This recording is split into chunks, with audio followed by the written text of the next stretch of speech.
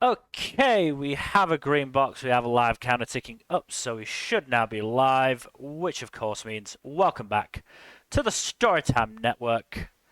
We are once again checking in on anime. It is the summer 2023 anime season, and I forgot to do the fucking title of the stream. I've just remembered. Yeah, I was just about to say, did you remember to change the No, I title of did the not. stream? I did not. Okay. Don't worry, we can fix it. I'll do it now. Off to a I great start, people. I've been at work and I, just basically got back, watched the episode of Horimiya today, and then sat down to do this. Mhm. We've been busy. I get it. I nearly hit somebody with my car because they were a fucking idiot. It's been a day. Mm. I should point out that it wasn't like I nearly hit them with my car in retribution for them being an idiot. They crossed the road without looking. Actively not Yeah. looking. But that is by the by, because we have not as many shows as usual.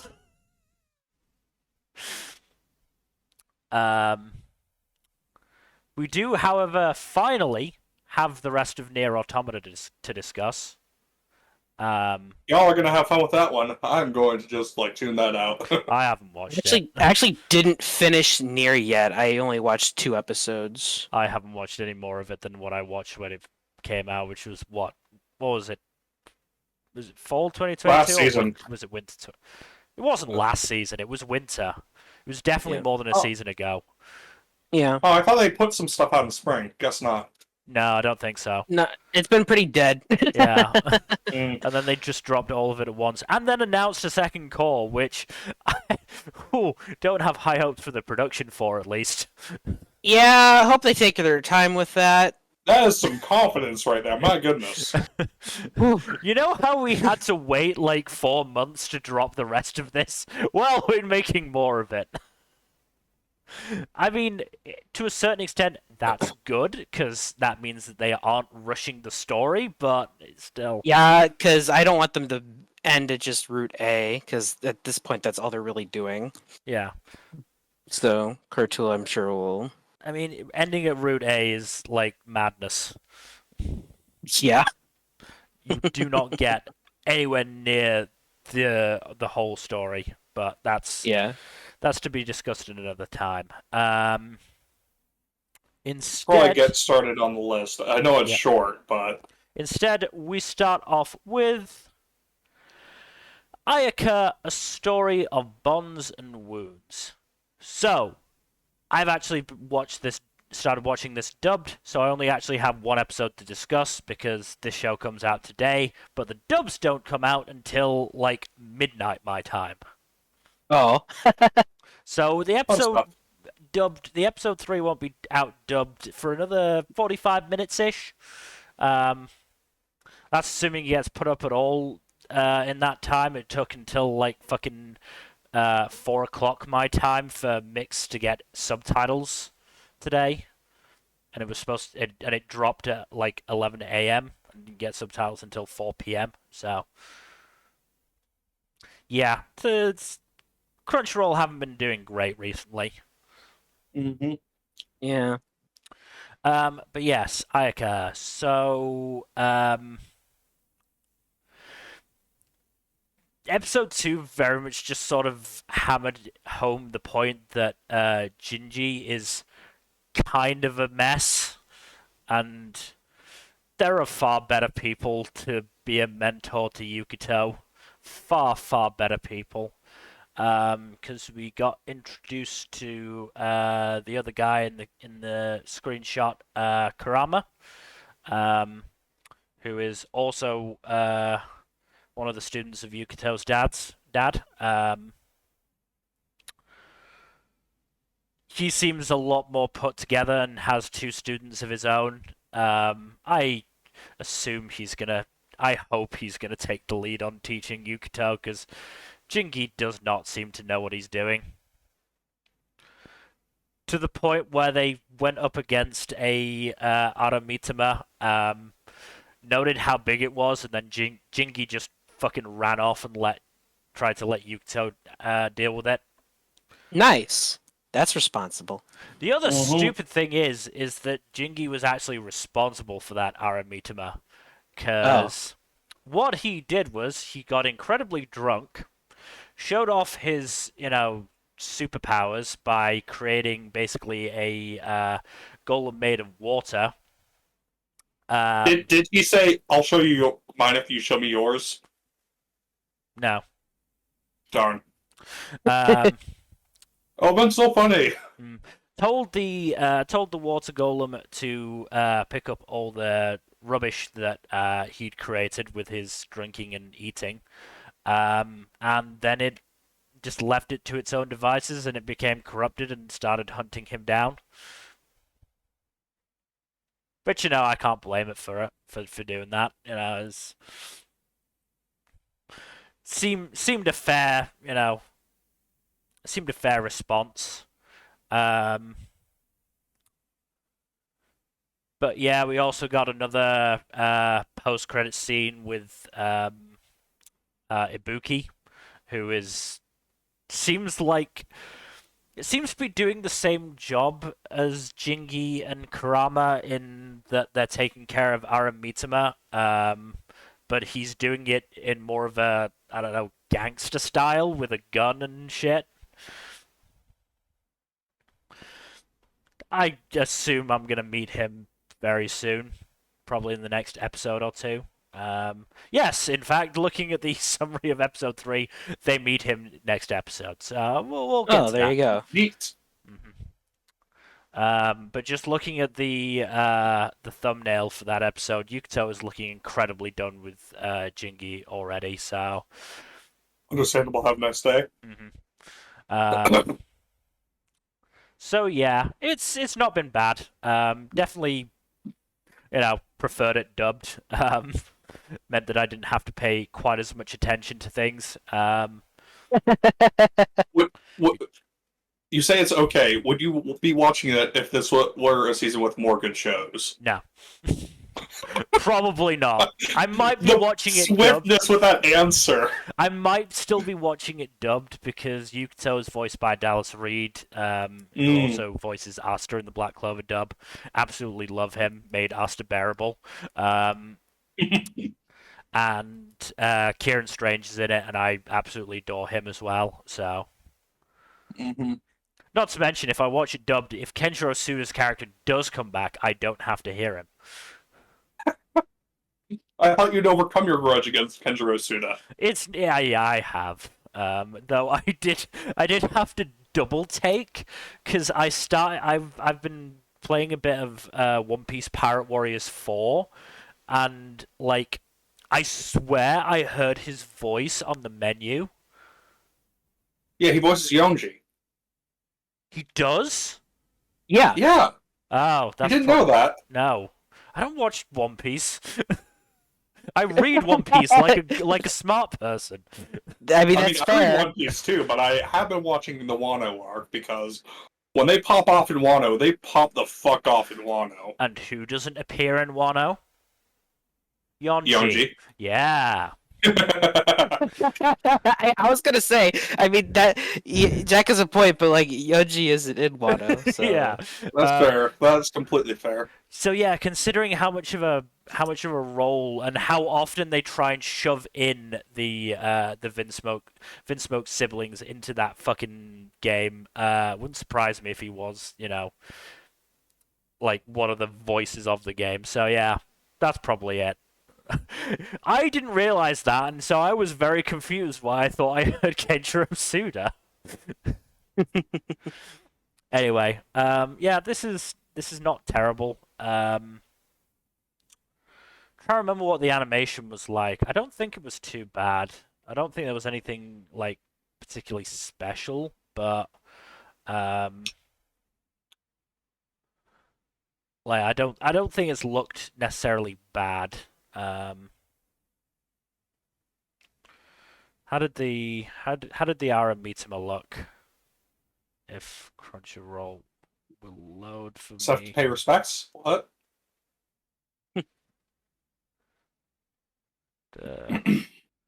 Alright, Crunchyroll is being slow. I think my computer is being slow. Possible. Things are not going well. Oh no.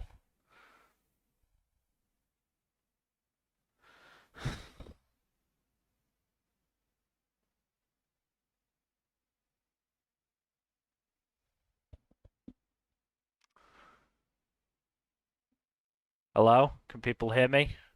Yep, We can I can hear hear you. you. Okay. It's good that you can hear me, because nothing else seems to be working. Oh. My computer is not doing well. Uh-oh. Ooh. Are you going to need to get it repaired? No, it shouldn't be doing this. I don't know why it is. There, okay. Things are actually showing up, though. The tab that I've got Crunchyroll open on is not doing well. Yeah. Something's slowing it down, because this has only started happening recently, and I don't know what's slowing it down, necessarily.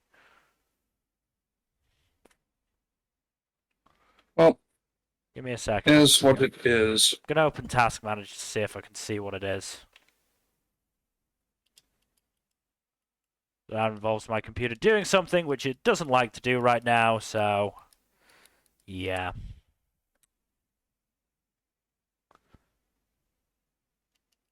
And that's frozen completely.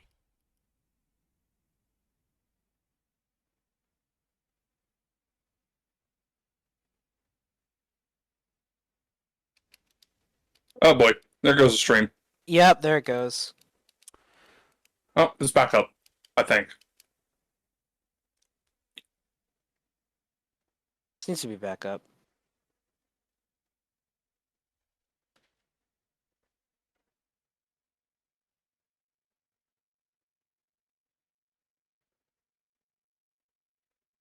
I think the stream is bugging again.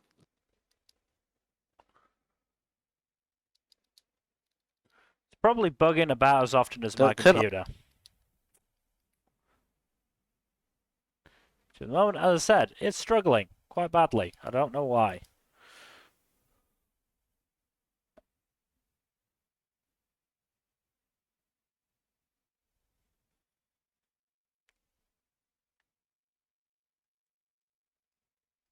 No, I don't hear Mill either. When? Oh, there it is. Yeah.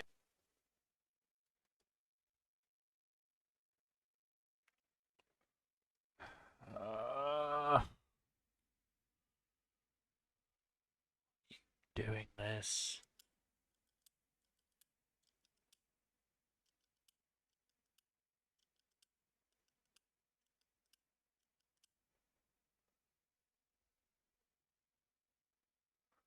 Yep, there it goes.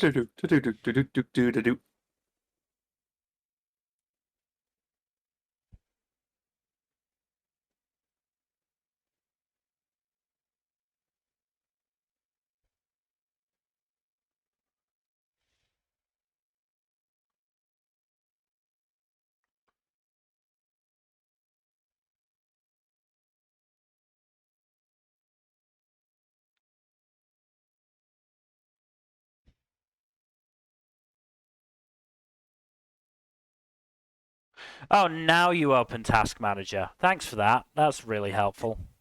Hey, Mill's he's back. Now, open Task Manager after I've just closed the window that's causing the issues.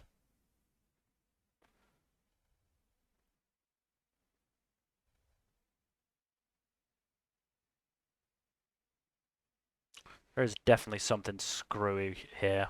I don't know what it is.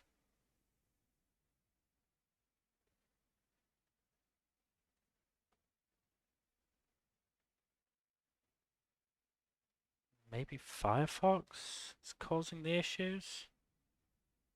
Don't necessarily need Firefox to be open, to be fair.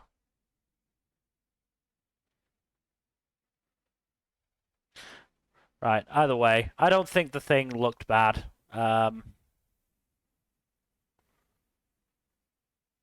anything, I think it looked... I think it was 3D rendered, but it didn't look, particularly out of place. So we'll just move on because this is taking too long. Moving on then to Bleach, Thousand Year Blood War, The Separation. How is Bliak?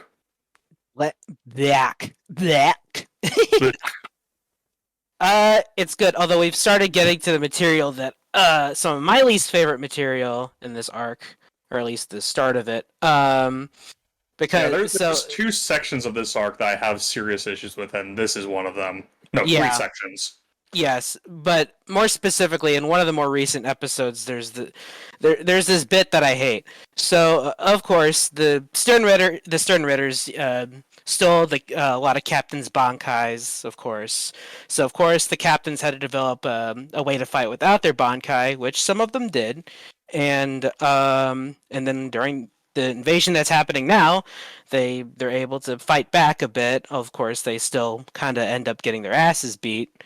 But luckily the eggheads at the Soul Society figure out, namely Urahara, figure out, hey, look, if you use this magic pill, that puts a little bit of hollow DNA in you, it'll basically force your Bankai back to you, which it works.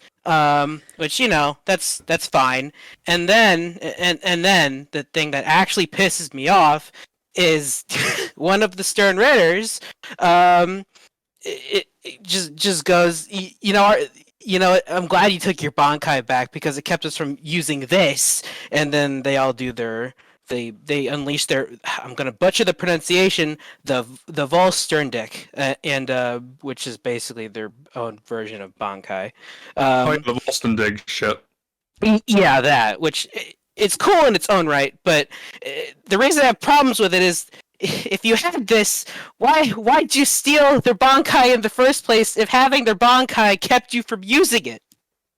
It is very stupid, yes. Yeah, it's so ass backwards, and like I understand, you want to like make them feel like the worst despair or whatever. I mean, I understand that aspect of it, but it's like it just very very sloppy. It makes very little sense. So it's just a glaring thing that I kind of hate. But aside from that, is the stream still going? Yeah. I think so. Okay. Yeah. Okay, then it's just on my end. Okay. I'll refresh. So yeah, they all unleash their thingy, and then Saijin, the Dogman, has his own trump card, which was his clan's secret technique of going from Dogman, going from Dogman to Human, and which for some reason unleashes his true power and actual immortality for a limited time, which thankfully does allow him to beat Bambi, Stern Ritter, but after that he's basically turned into a regular dog forever. Rip. Yeah, which is a shame. And, the real tragic thing is I think this is literally the last time we see him. I think that's it. I think we get a brief glimpse of him in the epilogue of the series, but he's still a dog I don't even remember seeing him there. Is the thing. Yeah, I don't think the final stretch of Bleach was very very rushed. So, yeah. But we do see his first lieutenant, come to rescue him, and he's like, "Come on, Captain, let's get our revenge." And and one thing I do appreciate, although I do feel kind of weird about it, is the Saijin, regrets, doing what he did for the sake of revenge, which goes directly against what he told Tosen originally, who also wanted revenge way back during the Car arc. But yeah, his regrets about that. But so shame to see that happen to Saijin. And of course, Bambi is in despair because she got beaten, and I think she's the first Stern Ritter to actually get beaten. Yeah, I think so. No, not the first. Remember that one guy that got fucked up way back during the first stretch of the anime. Yeah. There is that. But her quote unquote friends come to help her, but of course it doesn't end well for her, which we'll see soon. So yeah, that's pretty much this episode. And the next episode, which a lot of my friends are a bit worried about, involves a rather not very good treatment of certain characters. But which one was this again? Namely a couple of captains who actually get the chance to fight for once, but quickly get stomped on for kind of not great reasons. Oh, I think I remember this one. Yeah. All for the sake of making another certain character look better. Which, to be fair, this character is great when he actually shows up, but it's a shame that it came at the cost of other characters actually getting their time to shine. You're gonna have to remind me who it is off stream because I don't recall top of my head. Well, I would just say it now, but I literally forgot their names. Oh my god. Yeah. Look, there's a lot of characters in Bleach. Yeah, apparently there was some extra stuff that wasn't in the manga. Oh yes, in one of the more recent episodes, we do actually see Shinji use his Bankai, which is it's very cool. Really wacky. It is. It completely his Shinkai disorients his opponents, but his Bankai goes the extra mile with it and basically forces them to kill each other.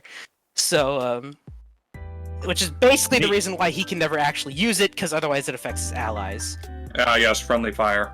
Yeah, so good reason that we never actually see it in the manga proper. But it's cool to see it here, even if it really wasn't necessary or amounts to a whole lot, because it really is just a bunch of jobbers that he takes down. But it's still cool to see it, and who knows, maybe they'll actually do more with it later. But it's cool that it's there. A nice little reminder that hey, Shinji is here. Because I feel like in the manga, I think originally he kind of just showed up out of nowhere. But, yeah. So yeah, hopefully we get more, tweaks that help, fix a few things. I did notice a few things actually being cut from the recent episodes, but I feel like it's stuff that was just moved around. Just some bits of dialogue, but we'll see. But yeah, Bleach is still good. It's just got its issues, and it's gonna have a few more. So, we'll see how things play out. Oh, one more thing before moving on. This is actually just a bit of trivia I literally just found. The Vol Stern decks in the colored manga are all blue, but in the anime they all have their own different colors per the screenshot I provided here. Apparently that was a change made in the mobile game Bleach Brave Souls. So. Thank you, Bleach Brave Souls. Pretty cool piece of trivia that makes things look a bit more distinct that I like. Fair enough. Yeah. But yeah, that's all for Bleach. Alright. Moving on then to our next show. I can't remember if this is the isekai or the one that's actually a fantasy, just really seems like an isekai. This is a fantasy that's almost an isekai, because this character is very much out of their element. Moving on to Classroom for Heroes. I'm shocked by how much I'm enjoying this. Me too! This show's weirdly good, and it has no right being this good, god damn it. Yeah, there are things I don't like about it, like in episode 2, we'll just call it the Food Wars scenes. Yeah, no, I was gonna say, this is straight up Food Wars shit. Yeah, I'm not a fan of that. Funny, but the stuff itself I could have done without.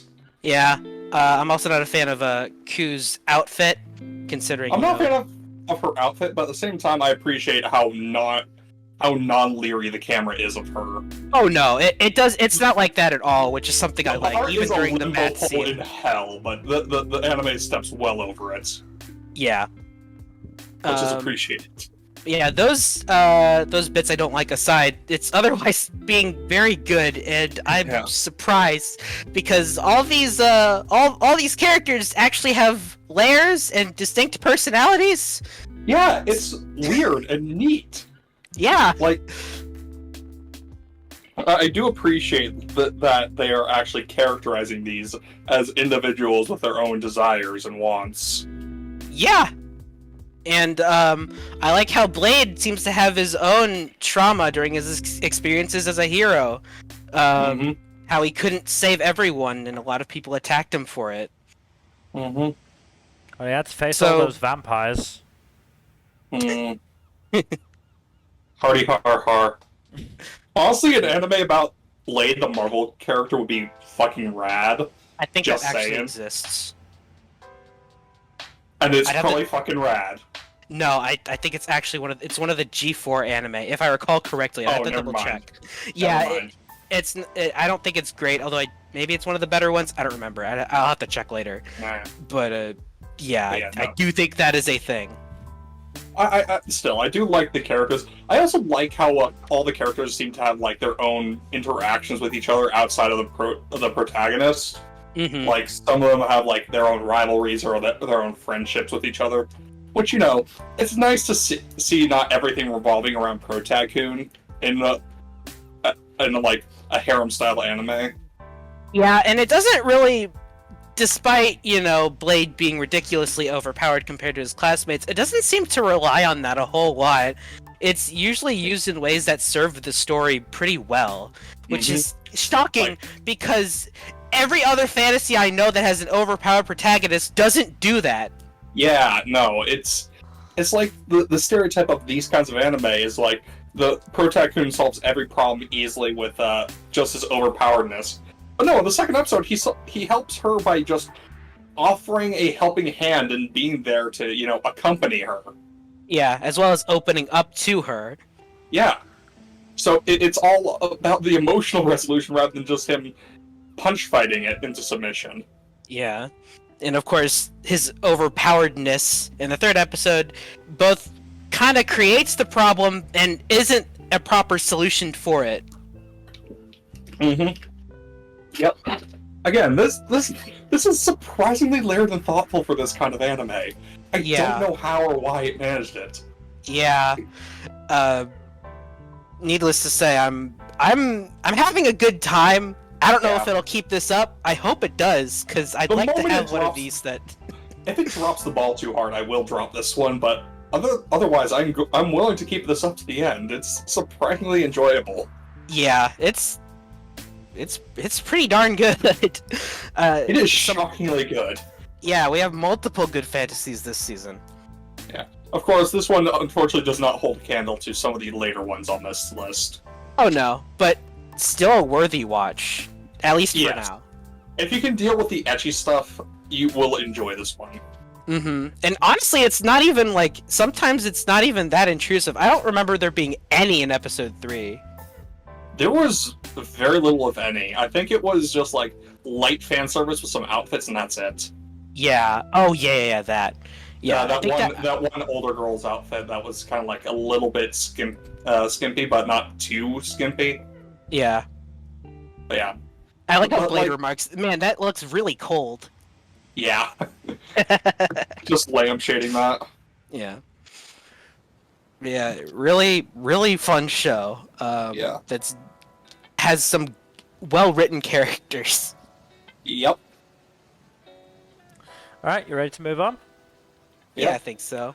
Alright, just before we do, Blade did get an anime in summer 2021, animated by Madhouse. It's got a 6.21 on Mal. Always a good sign. 2021? Wow. Not 2021, 2011. God damn it, I don't know what's doing this. I was gonna say, if that happened in 2021, I'd know about it. Yeah, so would I don't recall any Marvel anime anytime in recent years. Brain is melting. It's hot, I get it. It's not even that hot here, but yeah. Moving on to... I would say it's another fantasy series to a certain extent, right? Supernatural. Supernatural is kind of weirdly distinct from both fantasy and sci-fi. Yeah, but they're kind of in a similar vein. I'd say they're like the 3 pillars of speculative fiction. I'd call it an urban fantasy, and having done a lot of genuine analytical writing about urban fantasy, that's a big umbrella. But There's a lot of overlap with other genres there. Moving on to our next show, Dark Gathering. I've kind of been enjoying this one too. I don't know about you, Jack. I am enjoying it. Like, I haven't seen any of the red flags Milt mentioned in the premiere stream, so I'm still kind of leery of them. I saw one. Pretty enjoyable. I saw one. It's extremely brief. I think it was in episode 3, where Eiko went to where Keitaro was, and he immediately mentions, "How did you know where I was?" Right. That's a pretty good point. How did you know that? So that's something that'll come up later for sure. Well, we do find out that she was cursed in, I think, the same instant he was cursed in. Oh yeah. Apparently, she's cursed too. The opening. Probably why she's wearing the gloves. Yeah, I thought it was just a fashion choice, but it's alluded to in the opening, which I originally did not notice until we knew what the vein thing was, which is his freaking nerves. That is so good. And they cut them off. That's they so keep growing. It's so nasty. This show is really good with the horror. Not gonna lie. Yeah. Very visceral stuff. It does make me wonder what Eiko's hand is like, because she doesn't mention needing to do the same thing.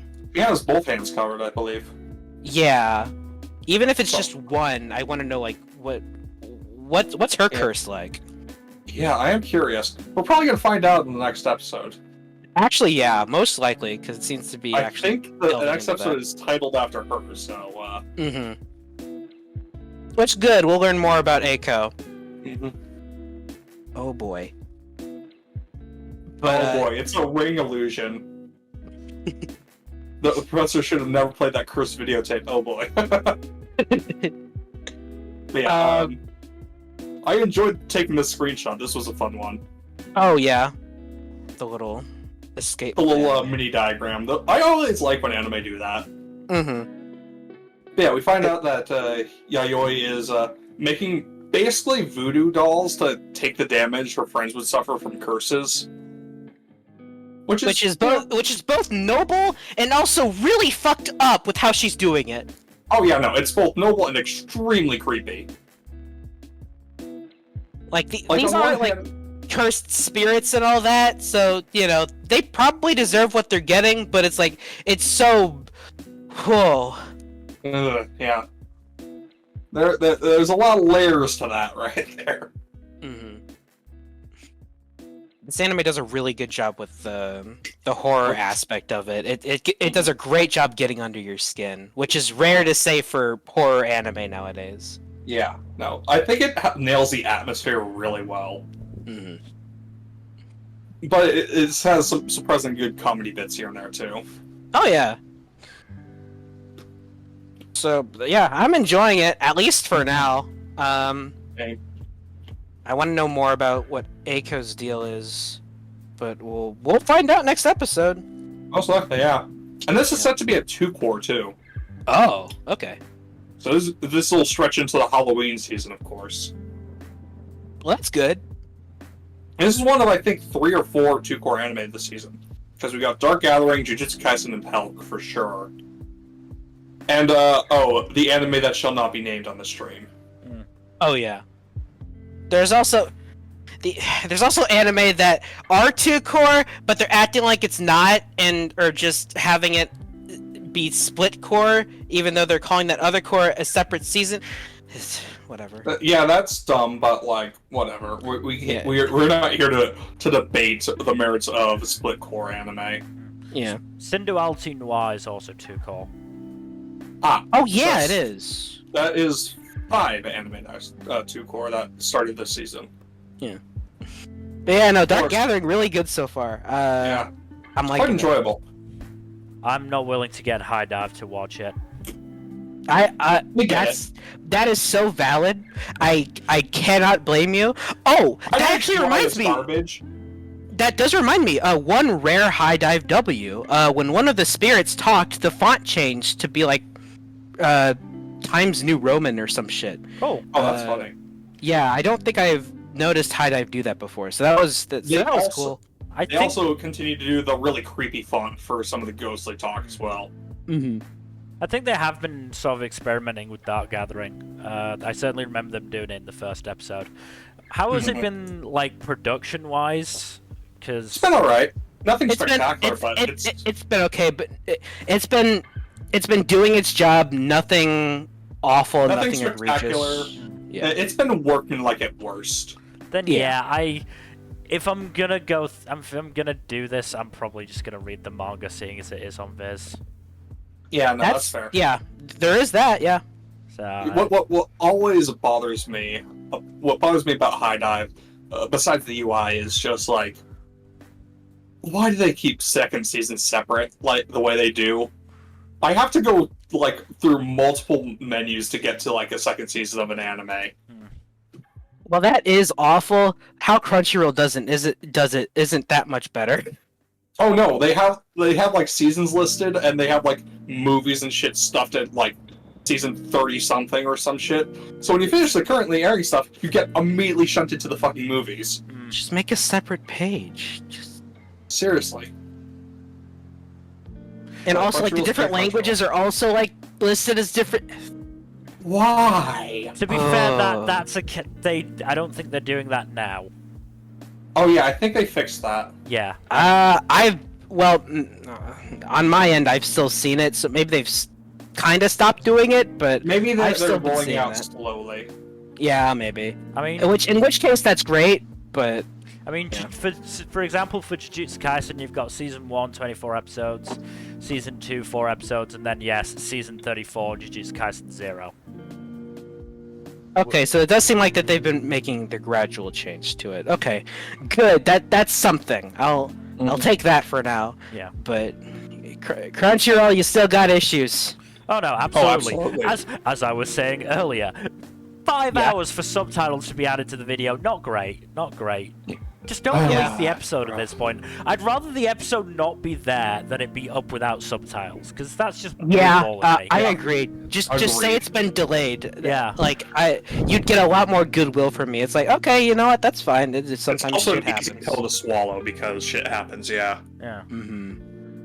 I mean, but we should probably move on before we fair, get too rambly about this rant. One last thing. Yeah. To be fair, we don't know whether it's a case of it was just a mistake or if it is just oh no, we weren't able to finish it in time. We said we were uploading the episode. The fact that it's happening for multiple shows makes me think that it's the latter. To be fair, but who knows? But yes, we will. Move on to The Duke of Death and His Maid, Season 2.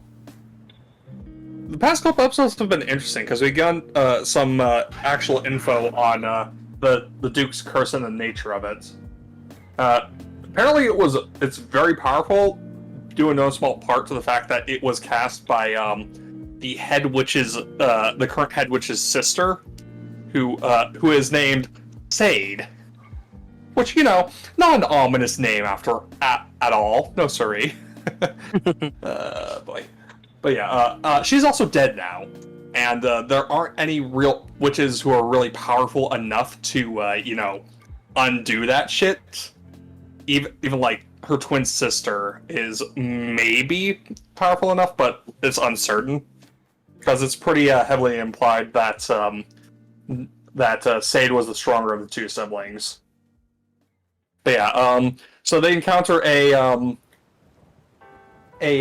witch who has the whole Ursula thing going on, who explains this to them, and tries to remove the Duke's curse, but is unable to because it's so powerful. But we also find out that the Duke and Alice's friend, Zane, who is also a witch, he has time magic, so he can theoretically help out, but the Duke is unwilling to, impose on his friend like that, or at least very hesitant to, I believe. I don't know. So If I killed everything I touched, I would be willing to maybe impose on my friend a little bit. Yes. I get it.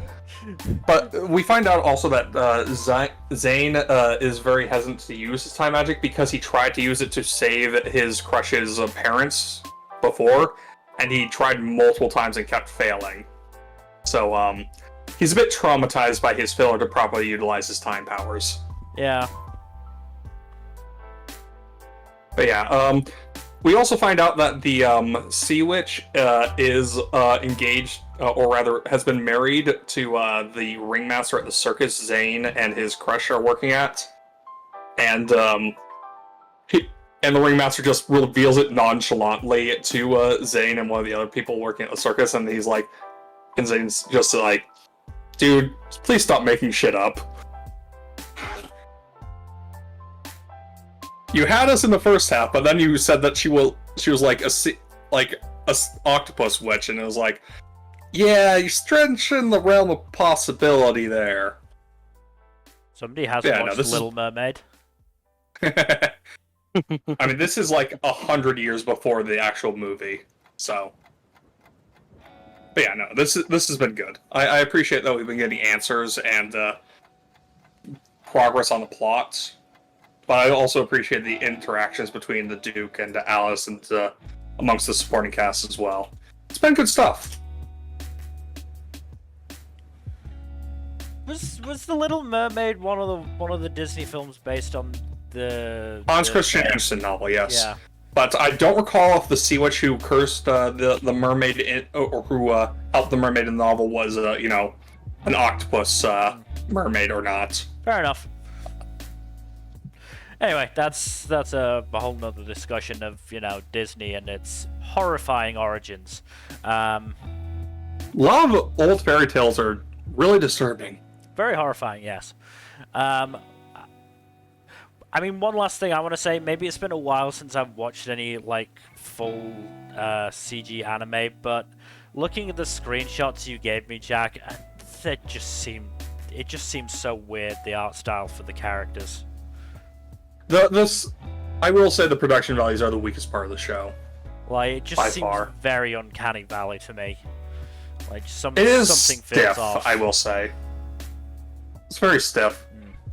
It's not the worst thing, and the story and characters are entertaining enough that I can look past it. Fair enough. But yeah, it's very clear that they are not putting their A game on this one. And JC Staff was already doing a bunch of shit this season. No, JC Staff is far too busy to be. They are doing 5 fucking anime this season. Yeah. 5. They're very busy. What do they got going on there? Eden Zero, the Sacrificial Princess, Sugar Apple Fairy Tale, 7 Spellblades, and Duke of Death Season 2. I'm pretty sure 7 Spellblades is the only non-sequel in that list. 7 Spellblades is also apparently done. So. God damn. Yeah. I think another show is also done from this season, but I forget which one. Yeah, they certainly put their A team on Spellblades. Yeah. Anyway, we should move on to our next show, which we move on to the Gene of AI. So how's Gene and his AI doing? Watched episode 2. Thought, alright, episode 3 is going to have to do really well to keep me interested, because the whole basis of the story was a humanoid and his human friend were part of the track team together. The humanoid was getting frustrated because his track times weren't increasing despite how much he practiced, because he's got basically set parameters on his body. Actually, I think that was... I mean, it's an interesting concept. Yeah, but I think the stupid thing was his times were improving. I think it's the fact that he wasn't improving as quickly as other people, maybe, because I swear, the few times that he did race, he actually beat his personal best. Yeah, I remember he did like get a new PB, but he wasn't satisfied with it. Yeah. And then in he gets an argument with his friend. Then in P, during volleyball, he accidentally jumps into his friend, who, like, I think breaks his leg, and then the friend can't run. But then he realizes that, what was it, like, it's just nice having somebody cheering you on. I guess I don't fucking remember really what the message was. There's a lot of... I think the implication is that it's mainly like it wasn't his parameters or anything like that. It was his whole it was himself that was holding himself back. Yeah. His whole mindset. He runs and he qualifies for the next run. Episode 3, I did actually end up, I don't want to say liking because of the subject matter, but you know, it got me, because the whole thing was that a single mother had gotten her kid basically a robot teddy bear that, you know, would talk and respond to him. Is this a Mathrigan situation? I don't know what that is. It's a horror movie from earlier this year. No scary shit happens with the bear. No. Okay. But then I think the mother, like, remarried, and then got annoyed at how much, at how, like, attached to the bear the kid was, especially considering she overheard him saying, while I think she was still a single mother, to be fair, like saying, "Oh, I don't need my mom. I've got you, Popo. We'll be together forever." It was this whole thing about whether, like, robots in the sort of, like, you know, futuristic AI sense of the word, you know, ones that basically just have set, you know, parameters and set responses, whether they can actually have a heart and can actually, you know, feel proper emotions for people. It's kind of dumb, because, like, the robots that have the AI and shit, they're called humanoids. Yes. And which they're basically people, but, like, the inside of them is just mechanical. Yeah. And then the robots are just robots. They supposedly don't have hearts.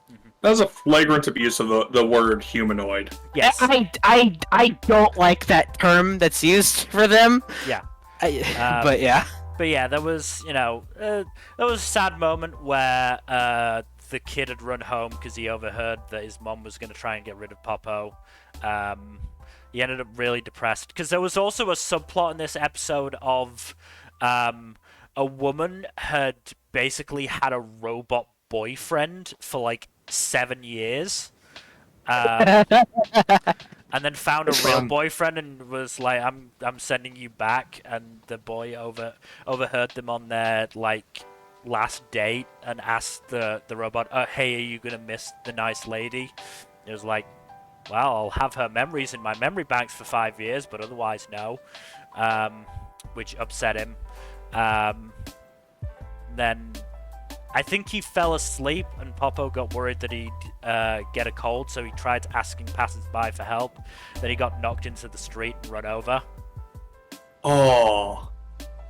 That scene, my mouth was wide open, like, what? I could not believe that they did.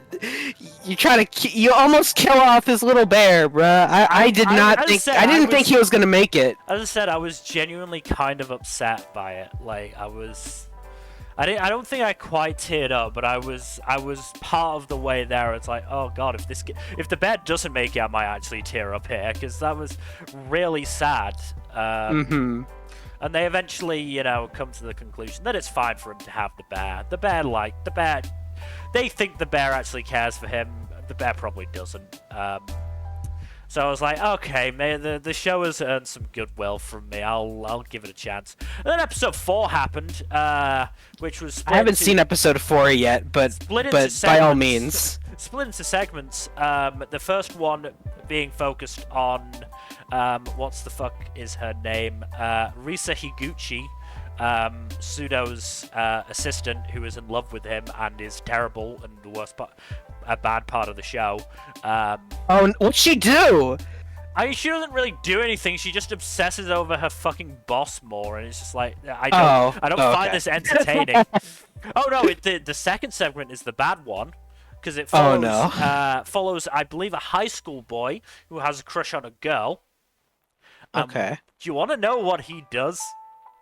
Oh no. What does he do? Program that like basically I think projects like a hologram of a girl that you can, like talk to and, pretend to date and that sort of shit. Can't actually touch, but, is there. Okay. And then uses an unofficial mod to make this projection look like his crush. And the show explicitly says that he's seen her naked. Oh. Yeah. That is so scummy. That is so scummy. Is it at least explicitly condemned by the narrative? I didn't get that far, honestly. I got partway into that bit and I was like, no, I can't do this. This is too much. No, fuck off. Because that's the thing about this show. He doesn't really seem interested in taking sides. Sometimes that's one thing I've noticed. It doesn't like it offers up these questions, but it fails to actually stick to an answer. Sometimes you gotta take sides on these things. Yeah, and I don't mind leaving things ambiguous sometimes, to be fair, because the high school kid does go and see Pseudo. It's basically, I think, basically what he goes to ask is, hey, if I do stuff with this program, are people going to be able to see? How do I hide this? And he does, to be fair, say, look, be really careful, because the things you do with these sorts of programs can intrude on your real life, and you do not want that. You should not be, inserting your real life into these kind of things. So So again, it probably does, but I just did not feel comfortable with it, and I wasn't that interested anyway. Because here's the thing: I got really reminded, especially watching episode 2, because there was a similar storyline. I got really reminded of Dr. Ramune from a couple of years ago now. Mm-hmm. And the difference there was that because it was taking on more solidified societal or like personal and societal issues, it was able to come up with an answer and stick to it and condemn the things that needed to be condemned. It still managed to slip up on occasion, but it was still pretty decent. Whereas this, because it's dealing with fucking speculative AI questions and a lot of philosophy questions, it can't answer them because they're questions that don't really have an answer. Is this why you hate philosophy, Mill? I hate philosophy just in general, yeah, because it's a whole lot of talking around a subject without being able to actually answer it, or complicating things that should be simple. I don't like philosophy. I really don't. I absolutely despised the episode of Vinland Saga that was like 90% philosophy. I mean, it was more theology than philosophy, in my opinion, but whatever. Makes it just as bad. Don't like theology either. That's fair. I don't like organized religion. I don't organized religion in the slightest. Sucks. And mixing that and philosophy together, really bad combination. Anyway, This is another show that might have survived if it was dubbed, and I could, not pay attention as much, but I was forced to pay attention to this kid genuinely staring at his crush's boobs for like 5 minutes. Thinking, wow, I've seen you naked. I can't stop thinking about you naked. That's so awful. That's As I said, I didn't get to the end of the segment. I looked in the timeline and I saw that the because it's called 4 cases, and so I'm fairly sure there are 4 segments. I saw that the final segment was going to be another one following reset, and I was like, nah, I really can't be bothered with this anymore. Also, should point out, transfemme non-binary humanoid in this show. Yeah, which was quite interesting.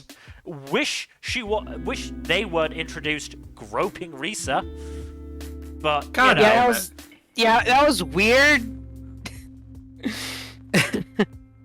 Apparently, it was a case of boob envy, but still, I don't like it. I could have done without it. Yeah. As I said, I just kind of really disappointed that 3rd episode was actually quite good, and then they ruined it with that 4th one. Yeah, understandable. Yeah. Moving on then to it's another fantasy. It is Helck. Help!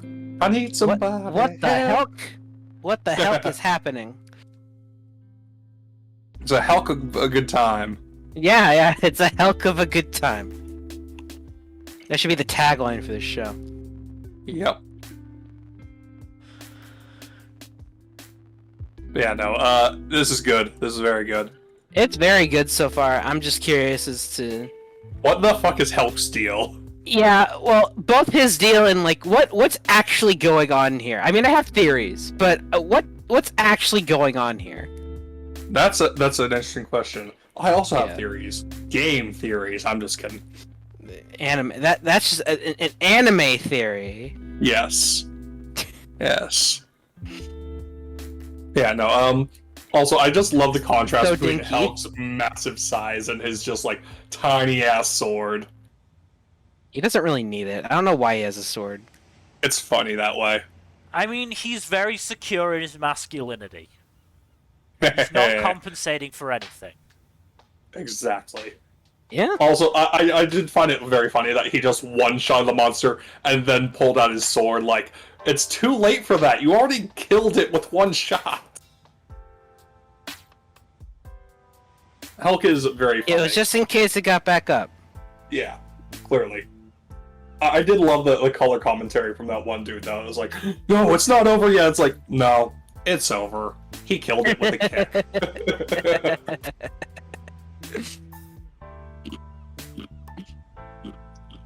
I gotta love the contributions from Vermilio. I mean, and from management as well, though. Yeah, and from management. Such a funny alias. Yes, I like Vermilio a lot. She's good. She's very fun. I like the rest of the main ensemble too. Oh yeah. Hira's really fun. You good? Somewhat down the wrong pipe. Ooh. Oh god. Okay, I think I'm good. Yeah. Hira's really fun. I do love Helck. He is so funny to me. Oh no, Helck's fantastic. He's whenever he does anything, he's pretty much a joy. I just want to know what his deal is. Oh, same. I also really like shoot, what's his name? That one dude who is just like the most cheerful ass dude. Kenros. I'll take your word for it. Again, I don't. There are so many characters. I don't know any other names. I know two names. Kenros is the dude who's just like constantly cheering on Helck because he's a bro. Yeah. He's cool. Also, he's fun. Also, Azadora is hilarious. He got injured not because he fought Helck, but because he fell into his own fucking pit trap. The blue-haired demon Gerald dude. Yeah. Smart guy. Yeah, very smart. He'd be a lot smarter if he didn't fall into his own traps and get grievously wounded by them. But yeah, no, this is really good. I do like the layering of mystery in this one. Mm-hmm. Especially because, like, what the fuck is the angel? Are those angel things? What the hell is Helck's deal? What's going on in the human realm that so many places are deserted? I have a feeling that there's some connection between these answers, but I'm not sure what that connection is or how deep it goes. Yeah. I'm sure we'll find out soon. Hopefully. Especially since they've just started engaging those angel things, and Hero lost a fucking arm to one. Oh yeah, that I forgot. The episode just ended on that. Oh boy. Yep. Hopefully someone knows healing magic. But yeah, should probably move on, because, like... Yeah. We can only speculate so much about what the hell is going on so early on in the series. Yeah. Especially since this is a 2-core. Alright, then we can move on to Horimiya, The Missing Pieces. I mean, this is Before we get into all the nitty-gritty of this, I just want to say that today's episode was hilarious. It was. It very much was. But again, it's sort of indicative of maybe not a problem I have with the show, but like it's a growing feeling of this feels old-fashioned in a sense with its humor. There are some things that, yes, I'm absolutely laughing at them, but I'm also, part of me is wondering, should I be laughing at this? Like, the whole thing with, I mean, today's episode was all about Shu, which I'm really happy about, because he's a character who got next to nothing, really, in the main series. Apparently, he didn't really get any focus in the, original manga either until, like, volume 10 out of 16. Yeah. So it makes sense that he didn't really get a lot of focus since the first season was very front-loaded on the manga stuff, apparently. So, I mean, one of the main gags of the episode is that Shu is an incredibly overprotective big brother, which, again, is a little iffy at times. In just how... I mean, it does though result in whatchamacallit, in his sister's crush basically like hardcore admiring him to the point that it might actually just straight up be a crush, which is just like gets repeatedly pointed out and laughed at, because the irony of him accidentally stealing his sister's crush is not lost on several people. Again, that's sort of the issue with it, isn't it? Is in what sense is the joke, or in what sense is the situation being made fun of? I think that the joke is, at least my interpretation of the joke is, it's funny that he's so overprotective of his sister and the possibility of this guy going after her, except he's much more interested in talking with him instead. So he's concerned for nothing.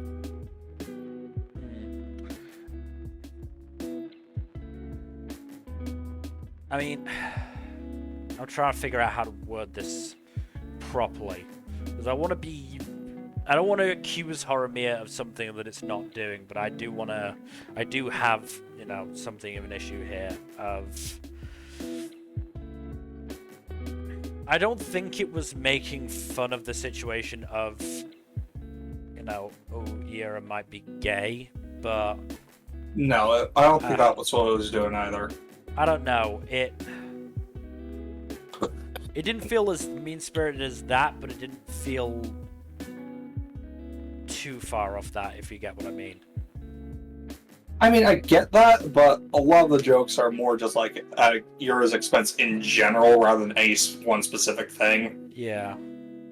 I just said... Because Yura is definitely the butt monkey of that episode. Yes, he is. But as I said, it's more of a general feeling of, as I said, quite old-fashioned jokes, or it feeling quite old-fashioned jokes. I mean, the whole thing with the Sengoku family and the Hori family, like, yeah, that's funny, but at the same time, it is not great. Yeah, no, I can see where you're coming from. The Horis are not great people. No.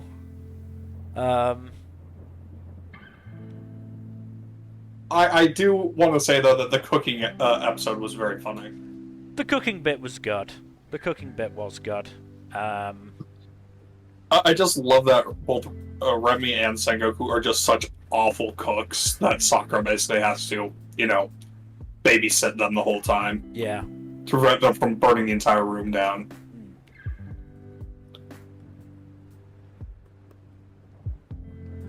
I also did find it kind of nice and neat that Sakura is basically like, you two are such disasters, I might have to bury both of you just to keep you from fucking everything up at your home.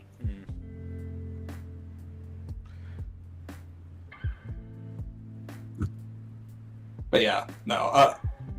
I've mostly enjoyed this. There are a few jokes that I haven't really liked as much as the others, but it's still been a pretty fun time. No, as I said, I've definitely been laughing at it, and I was laughing a lot in today's episode. There's just that part of me that, and it's not helped by fucking Kenjiro Suda's creepy ass teacher being a larger part of this series than he was in the original. Yeah. They have mostly used him a bit sparingly, but they've used him more than they did in the original, which bothers me. I mean, the Sports Day episode was good. I liked that one. Sports Day was really good, yeah. Yeah. And again, more of Miyamura, realizing what it's like to have friends, which is quite touching. But I do love the joke of Sengoku and Miyamura trying desperately to get out of doing the Sports Day, though. I mean, I liked the bit where I think Hori's dad suggested Sengoku and Miyamura bathe together. Miyamura tried to use Sengoku's excuse to get out of revealing his tattoos, and Sengoku just got even more depressed. Like, if you're so skinny you can't be seen, what does that make me? I mean, this series has really... I don't think the original series really did much in the way of, making Sengoku out to be this cool and collected student council president. But any work that it did on that front in the main series has been utterly demolished in this one. Oh no, he is a sad sack here. He is utterly pathetic, and it is great. I mean, absolutely fucking ruined by this series. I think it's funny. No, it's absolutely funny, but it's unfortunate for him. Oh yeah, rip his dignity. Yeah. I think if there's anything else.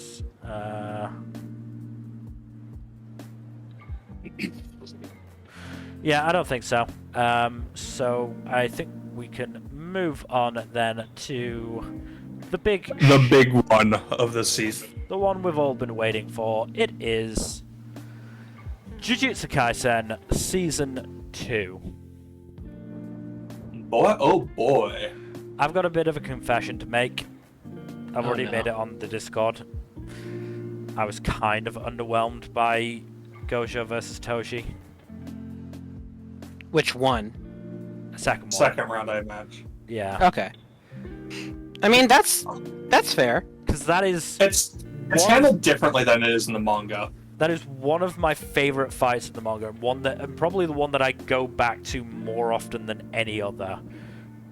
Mostly because it is, like 2 chapters, but, that moment where Gojo says that he alone is the honored one, like, holy fuck. That is actually like a straight up blasphemous boast. It is, but it's also I think it's not translated that way definitely in the manga. I don't think in the anime, but it's one that Sukuna makes as well. That tracks. Yeah, it's a reference to something said by, I believe, the Buddha. So basically, Gojo is putting himself on the level of the Buddha. Mm-hmm. But yeah, I don't know whether it was score. I don't know whether it was the angles. I don't know whether it was the fact that I was seeing it in color for the first time. Just something didn't work about it for me. I thought it was handled really well, personally. I mean, I think that's fine. I personally like their first fight more. I mean, the second fight is a straight-up curb stomping, so... Yeah, exactly. First one is a little bit more dynamic. I mean, to be fair, so was the first one to a certain extent. Just the first one, you had the impression that Gojo might actually win if you were going. Yeah, there's a bit more back and forth to it. Yeah. The second fight, it's just clear that Gojo has straight up transcended his limits. Mm-hmm. The other thing is how, like, Toji sees Gojo. In the manga, it really is this sudden, holy shit, he's there. Mm-hmm. Whereas, it was a little, there was that blurry shot that then went into focus, oh shit, it's Gojo. And I don't know, I've preferred the suddenness. That's something that, unfortunately, the anime just can't really do as well as manga, It doesn't have unfortunately. the page turn to the same degree, Yeah. Yeah. But I know exactly what you mean. Mm-hmm. And again, here's another thing that the anime physically could not do. But in the manga, the speech bubble for Gojo saying purple is a circle right where Toji gets hit. Oh, that's right. And it's fucking That's right. great, and it looks great. And it's like, no, the anime cannot do that. The anime physically cannot do that. But again, it's just... I forgot about that. It's just... Speaking of Toji, rest in pieces, Evil Dilf Supreme. Oh, yeah. That man Quite literally rest in pieces. Yeah. That man is dead. Yeah, we'll never be seeing him again. Yeah. Yeah. No siree. Speaking of people who are dead,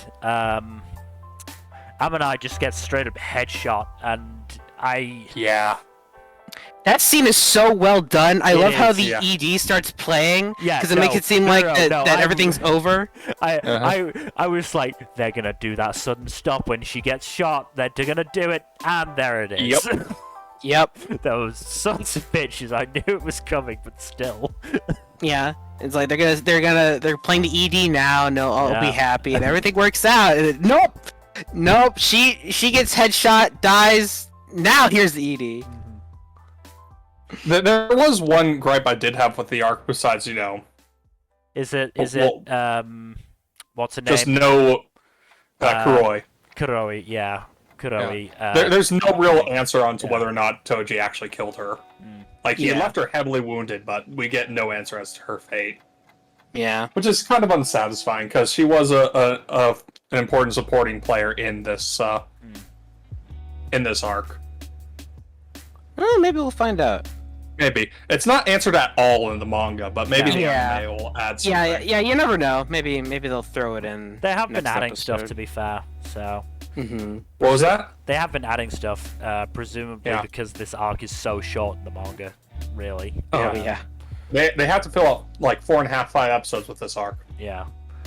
They've been Of doing a course. pretty good job. They For have. the most part, at least. They have, yeah.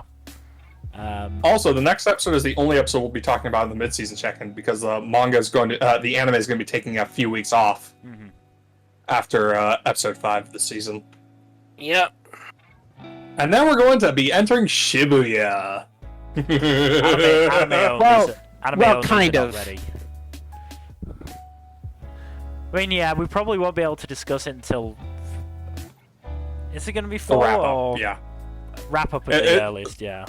We're going to be talking about the start of the arc, at least in the wrap-up. Yeah. It's going to be very fun. But there's a bit of stuff Oh yeah, before there is a little arc between, isn't there? Yeah. It's a very short prologue arc, yes. But it's still pretty cool, so... Oh no, It is a good arc, yes. Anime onlys are not ready. Anime onlys are No, not they're ready not. for this. No. I am looking forward to seeing how That's- they react, personally. That's all I'm gonna say. The other thing about this arc, we met baby Nanami. Yep. Oh, yeah! Little baby Kenjiro Suda. And his nice friend who we haven't seen in the main series, Haibara. I wonder why that is. But yeah, Geto kind of gets his shit stomped. Oh yeah, no, he gets absolutely fucking destroyed by Toji. He does some cool stuff, like using fucking firing cursed energy like bullets from a gun. Spirit gun. Good old Yu Yu Hakusho. Yeah. But yeah, he was out of his depth. Oh, absolutely. Yeah, it's very interesting how this arc changes Gojo and Geto. And we'll definitely see the consequences of this arc in the next episode. I do like how the final bit of them is framed when they're retrieving Rika's body from the star plasma fuckwads. And it's like Geto is framed in like soft blue light colors, and Gojo is framed in darkness and red. And it's very much like this was Gojo's low point, where he is like on the brink of crossing the line, and only then pulls himself back. Whereas Geto, this is right before his fall from grace. Oh yeah, that I've just remembered another. And I feel like I'm picking so many holes in that second Toji versus Gojo fight, but another bit was that obviously in the anime, Toji goes through the three main issues that he's going to face with Gojo, or he thinks the three main issues, revealing that he doesn't know about Hollow Purple. In the manga, he recites those, and then he details how he's able to actually deal with them,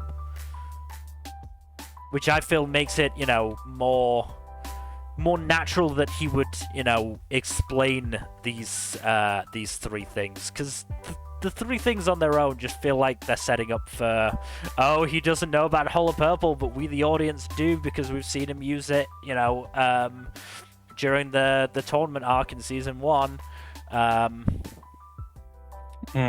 Whereas dramatic irony. By having him, it feels, as I said, it feels more natural if he's going, all right, so he's got this, this, and this. I've got this. I can do this, and this isn't a problem. That feels more natural dialogue to me.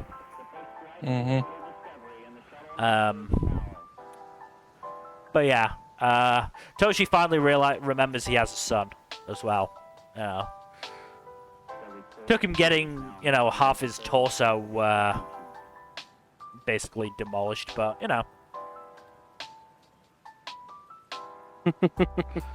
it's the He'll get better. It's the little things. But, yeah, Jujutsu Kaisen still very good. And I have absolutely no issues with the art style. And very interesting. And I didn't notice this, and at first, but I wasn't sure exactly why that was. Up until Gojo, figures out reverse curse technique and therefore, basically awakens to his full power. His eyes are still pretty stunning, but they're a little bit dull compared to what we usually see them as. It's only when he figures out reverse curse technique that they really, resemble the eyes that everybody fucking... He becomes the honored one. Fucking soak their pants over in season 1. Yeah. I do also just appreciate that Toji recognized what Gojo is going through as just straight up power high. Yeah.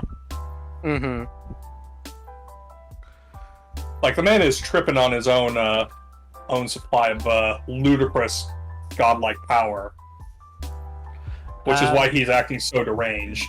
I saw somebody else wonder if it was also because Gojo had been, holding Limitless and Six Eyes for, basically 2 days straight, and it was frying his brain somewhat.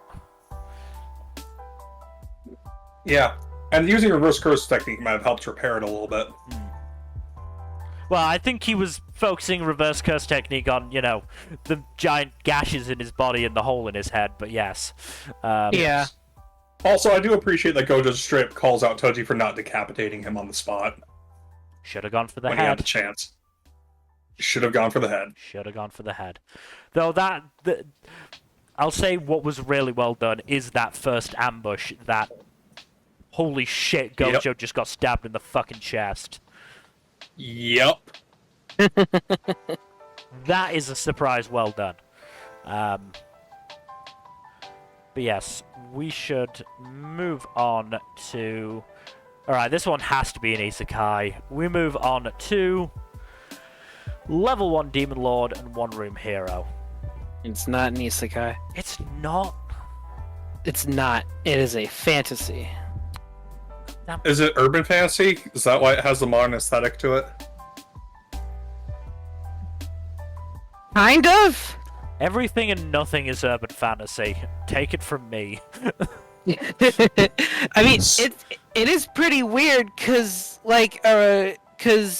in episode 1, in this sort of prologue type thing, like, you see them fighting the Demon Lord, and it's all like, typical like Dragon Quest like setting, and then like flash forward like 10, 20 years later, I think, and like society has advanced to basically the modern day.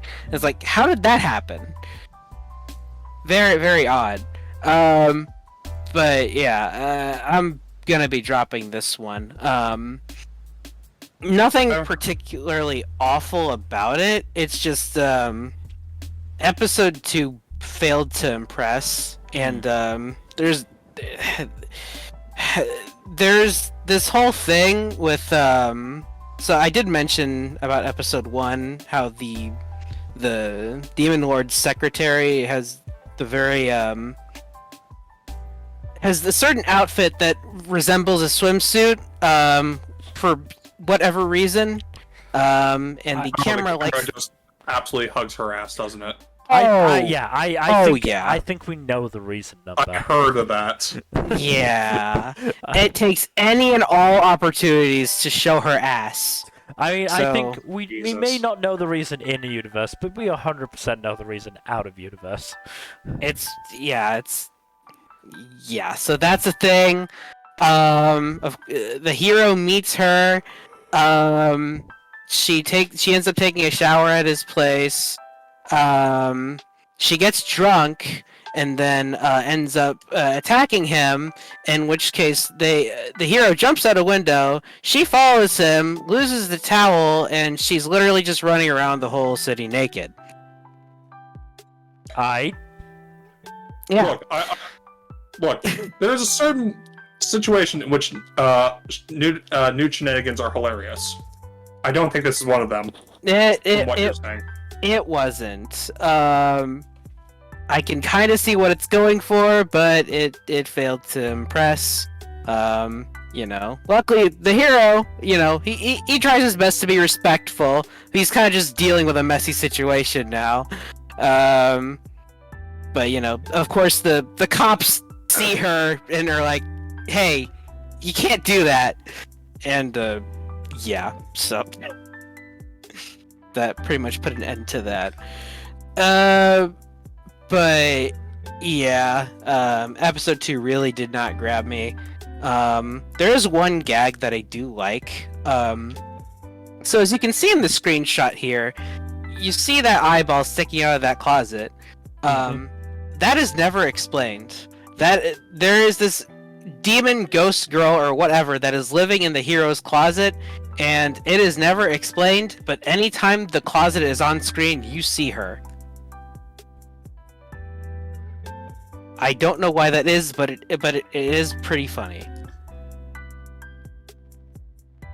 So I do like that. But aside from that, yeah, it's not bad, but I have no desire to continue watching. Don't blame you. Yeah. Do not blame you. But we can move on.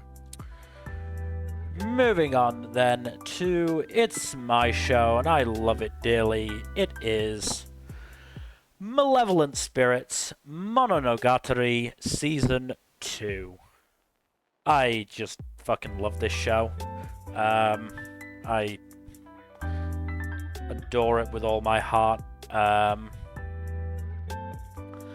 And I genuinely do think it's a good show, and here's some evidence for it. So let me just find it, because I said this, put this in a chat for just this reason, so I'd remember to say it, and now I'm having to search it up. I should have really just copied and pasted it. Where is it? Here. So in episode, let's see, well, considering they've done the whole, it's part of the same season, episode 15, so we get basically a, scene at the start of the episode where it shows that Botan's friends in her club are very desperate for boyfriends. And then they get Botan to basically call Hyoma in. Botan then goes off to class, and her friends basically start interrogating him as to his relationship with Botan, which he reacts to basically more... He reacts more scared than if he was attacked by one of these fucking Tsukumogami, which says a lot about Hyoma, really. But, and he ends up revealing what he said at the end of Season 1, which is that he would always protect Botan. Now, what that does... A, it's just a funny scene in general. B, it reminds us of what Hyoma said at the end of Season 1, because it has been, it has been a season. I certainly didn't remember that he said that off the top of my head, so it was nice to get that, nice to get that reminder. And, it endeared us to Botan's friends, just in time for them and Botan to get taken hostage by Miss Paper Umbrella, and, be about to be killed. So, I think that's, good writing. It's a lot of goals achieved with one scene. And that's the kind of, quality that I feel like I'm getting from Malevolent Spirits. By the way, I have been working on catching up on this one. I'm only a few episodes into the first season, but it's pretty fun so far. It is. It's a very fun show. I don't know if I'll be caught up by the mid-season, but I should be caught up by the end of season. Yeah. Unfortunately, shit has very thoroughly hit the fan, because as I said, Miss Paper Umbrella showed up and took Botan hostage. Thankfully, Hyoma arrived along with Fukie and his creepy-ass smile. That is a creepy, creepy man. But I love the creepy dudes, right? He did his job, and then the rest of the Nagatskis and Bureau of Traditional Music showed up, and they managed to seal off Miss Paper Umbrella.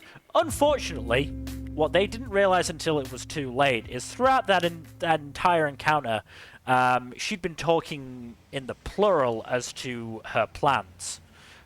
We are doing this. Botan is our target. You cannot stop us. Because it turns out that was actually a misdirection, and while all the other Nagatskis were away, somebody else came to the house, destroyed part of it, and nearly took out Kashige. Which is important, because he's the one holding the seal on Botan's Tsukumogami shit. Ooh. Yeah. That does not sound good. No, it's not good at all. Not good at all. Along with, the implication that there's more than one Paper Umbrella. Which, yeah, is Sometimes. really not good. Not to mention Hyoma realizing that he maybe needs to put less emphasis on his revenge and more on, doing what he promised and protecting Botan. But yeah, this show is so fucking good. Like the episode 2 of the season was basically just Kagami taking Hyoma out for a practice date and getting increasingly frustrated at the fact that A, he doesn't know how to have fun, and B, he won't be able to have fun with Botan. Though she was eventually what's the word I'm looking for? Pleased by the fact that Hyoma admitted that he does like Botan. I can't remember whether that was in a romantic context or not, but she was pleased at the very least. So Sorry. No. As I said, this is Hyoma, being snared by Botan's friends. As I said, he doesn't react that way when he comes across a hostile Tsukumogami. He's more scared by these fucking college-aged girls than he is by some horrifying creature from... Look, I can relate. Girls can be really scary.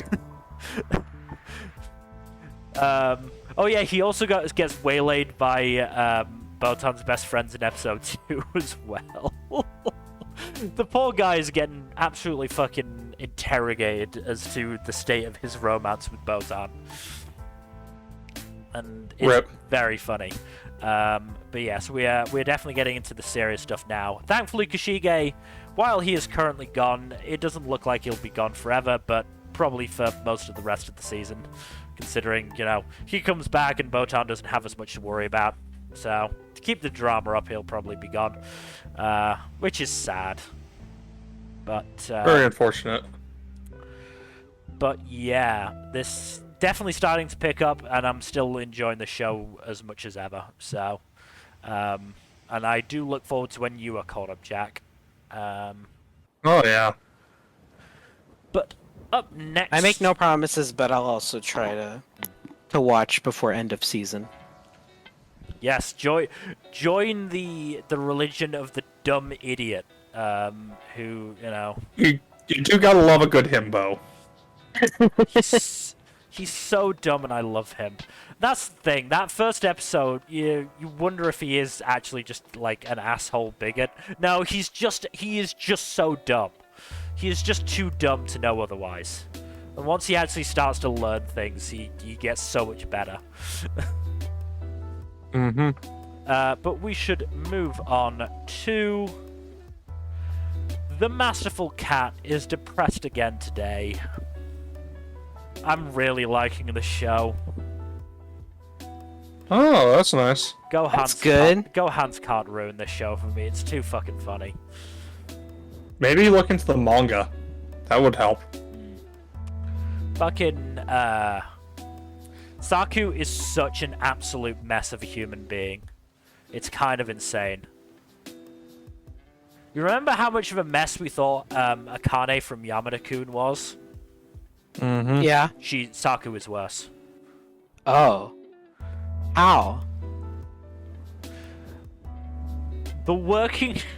and this won't be the case, I'm sure, but the working theory is that... Because Saku found Yukichi in when it was snowing and out in the snow, and took him home. And the working theory for why he got so big and, so semi-intelligent, is also, more human-level intelligence than anything else, is that he saw and was so appalled by what a tip Saku's apartment was that he just had to clean it up. And yeah, I think at the start of each of episode 2, 3, and 4, we've gotten a little thing from Yukichi's point of view, and he has been so disparaging of Saku. And she has been helping that impression, to be fair. Because in one of the segments, she asked him to teach her how to cook. So he decided to teach her how to make egg on rice, which is literally just crack a raw egg on top of some rice, put some soy sauce in, put some toppings, you're done. He didn't even make her, cook the rice. The rice came pre-cooked. She failed to crack the egg properly and left shell all over the place that Yukichi had to pick out. And then she literally doused it in soy sauce. And,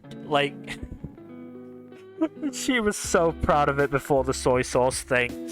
She was, taking pictures of it, after all she'd done was badly crack the egg on top of it, and Yukichi had to pick out the shell. But what's also funny is that Yukichi does actually go out in public. He goes out and does the shopping.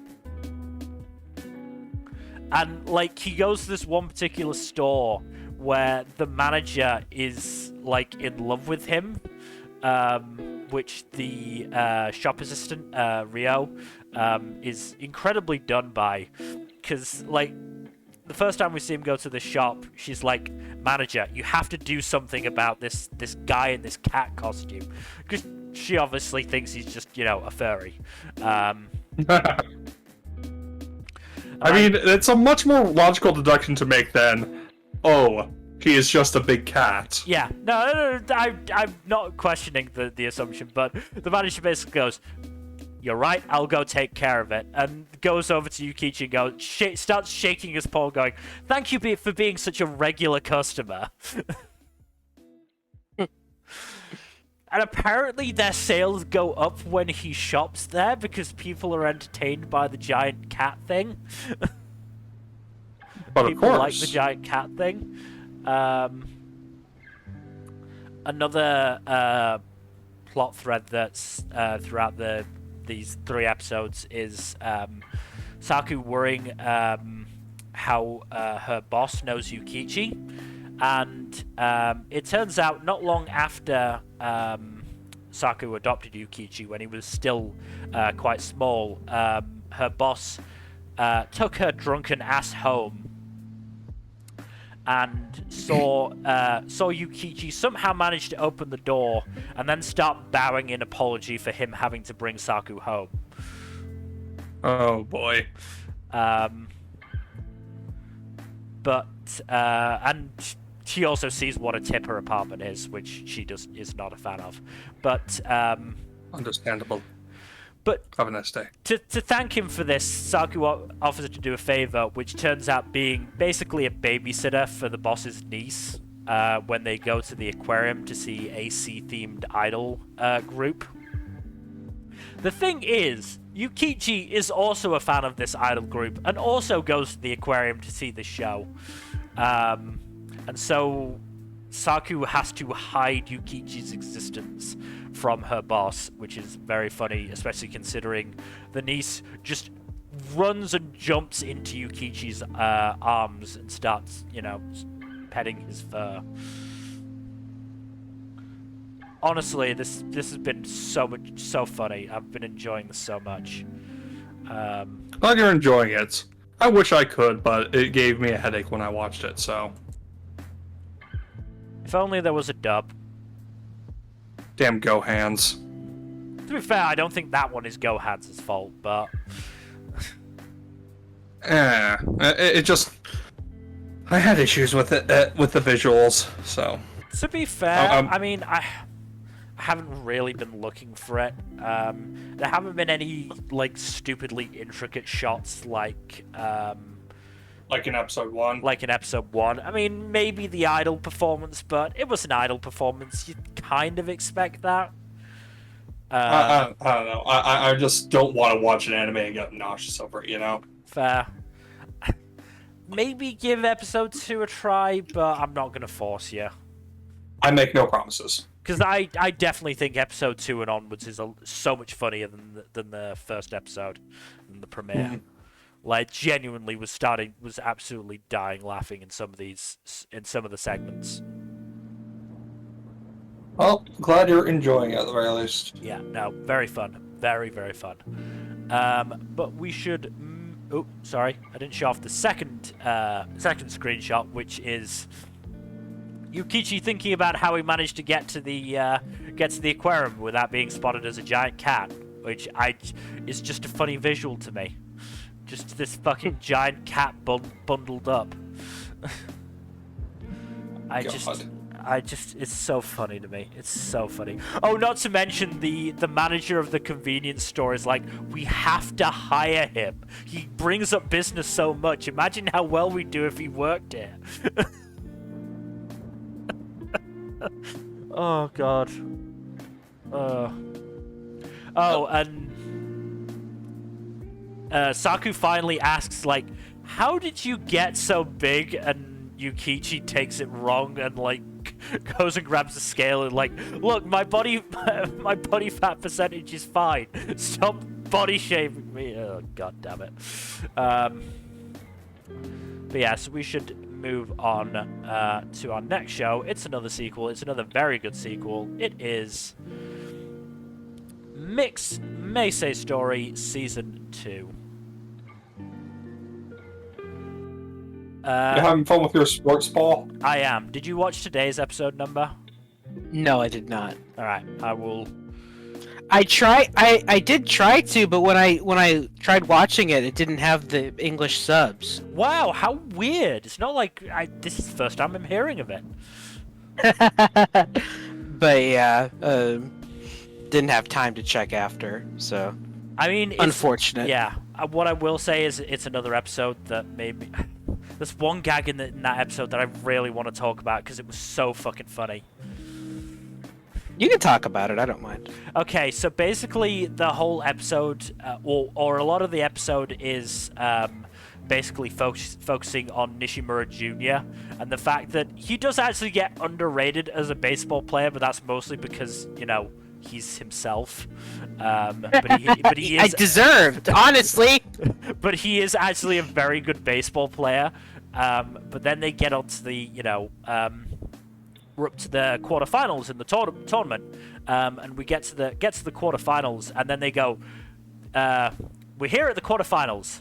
Now the highlights, and then it cuts to two kids reading the fucking magazine that Mix is published in with a fucking, like, Mix cover, going, what? Highlights? Doesn't that mean that everything that we expect is going to happen? And then some dude at the ramen shop's bar just goes, maybe that's just what the author wants you to think, and it'll be something different. Then we go through the highlights, which is exactly what we expect to happen. All the favorites go through, and it cuts back to the two kids like, that guy lied to us. Where'd he go? Master, did you see that guy? What guy? And it's just like, you goddamn you show. You piece of shit show with you. That sounds great. I can't wait to see that for myself. Stupid meta humor. It's so funny. I love it and hate it in equal portions. God damn it. That's wonderful. Did he disappear, or was he never there to begin with? Mine is just so clearly Adachi himself. That son of a bitch. Oh, god damn it. Not to mention, during the fucking... Another bit of meta humor, during the Asian match, the fucking ramen shop master and the Tachibana's dad in the crowd suddenly going, wait, why is there commentary all of a sudden? Yeah. There wasn't commentary earlier in the match. Suddenly somebody's starting to commentate. Oh, this stupid show. This stupid show. Another gag that was just so fucking hilarious. Right at the start of the Asian match, like the first batter like hits infield, and Tadashi as first baseman goes to get it, and it's like Tadashi first baseman goes and throws to cover, throws to first base, but nobody's there because coach told Toe not to be there because he was worried about the the thing that happened with So's dad, and he just throws to nobody, just like, wait, what? My big moment, what? There's just that moment of pause of, huh, that's not normal. It's like, oh, okay.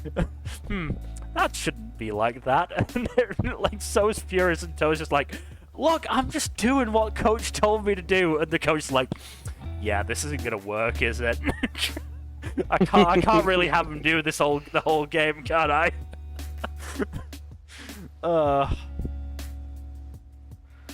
Yeah, no, I fucking love this series, and it was a good match, and it is interesting. Obviously, the difference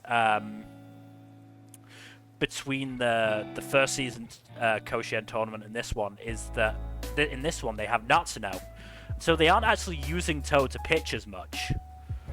Like they only brought him in the match against the delinquents right at the very end, and only because I'm getting sick of calling him Coach. Coach Oyama is like, I've played out all the scenarios in my head, and I cannot see a route where we actually win. So I'm gonna take Natsuno out, despite the fact that he did as well as I could have hoped, and put Tachibana in. And it did mean we got a nice moment where So, Tadashi, and even To were like, yeah, Natsuno, you did good. You did a good job. Even though Coach pulled you, you still did really well. They're also continuing the humor with fucking Harada, and it's honestly gone round to irritating and back round to funny again at how blatantly obvious it is. Because again, there's another gag in today's episode that was like, is it finally? No, they're blue balling us again. All right, you keep doing this, Mix. You keep doing this. But yeah, looking forward to it, and coming episodes will be, I'm sure, the Seinen match and the Keijo match. Oh boy, oh boy. I know I've been gushing a lot. Do you have anything to say, Nmbr? Anything else? Not in particular. You pretty much mentioned a lot of my positives. I'm just waiting for the tournament to proceed. It's going to be interesting to see how this tournament goes, and whether Meisei does actually manage to win it or not. Because like this is not the same Meisei that we had before. No. So, and I'm fairly sure the manga is still ongoing. Oh yeah. But at the same time, unlike Adachi's other mangas, this one has never really been, had a set goal and therefore a set end point, really. Win Koshien is the goal. Yeah. Obviously, the Tachibanas want to win Koshien, but it's not been like the whole running theme of the series or the running goal of the series. It's more just a sort of an incidental while we follow them as they live their lives. Yeah. So I'm interested to see if they do manage to win Koshien, and then it's like, yeah, we continue following the Tachibanas. Yeah, pretty much. Yeah, who could say?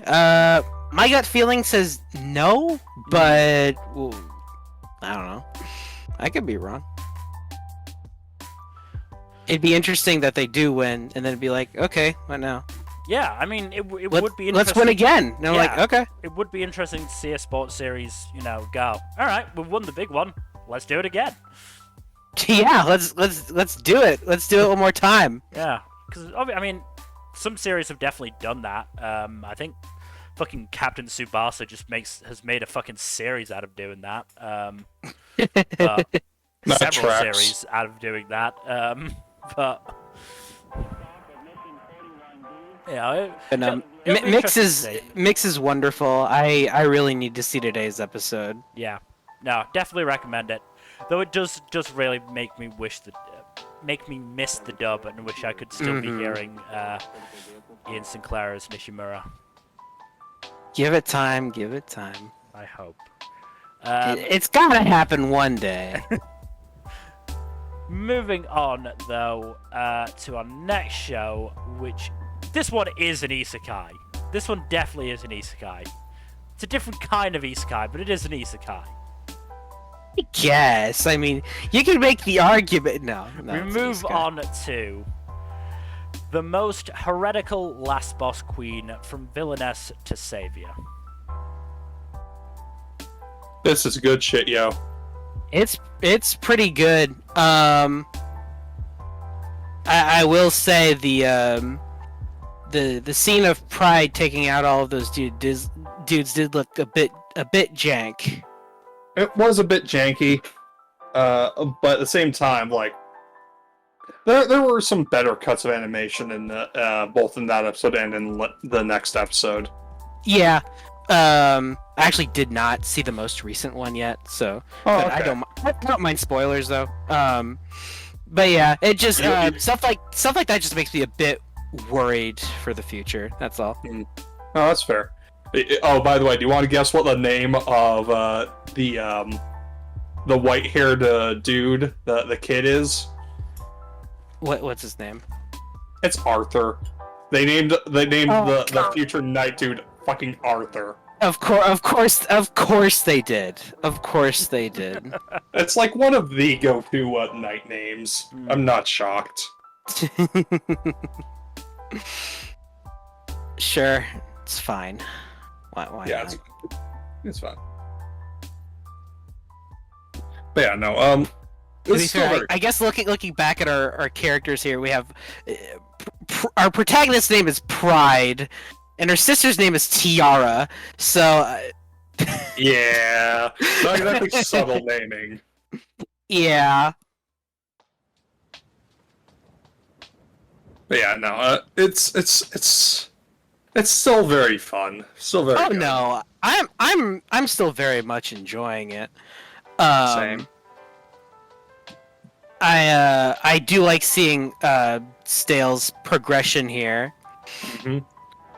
Also, very nifty trick of her just using Stale's power to just teleport over to pull up big damn heroes. Yeah, I didn't realize that he could just like teleport just objects to certain locations as well. He doesn't have to teleport with them. That's pretty interesting. That makes his ability ridiculously overpowered. Yeah, He can it's literally a pretty teleport anywhere. versatile skill. Hell, he could teleport someone into the middle of a volcano, hypothetically.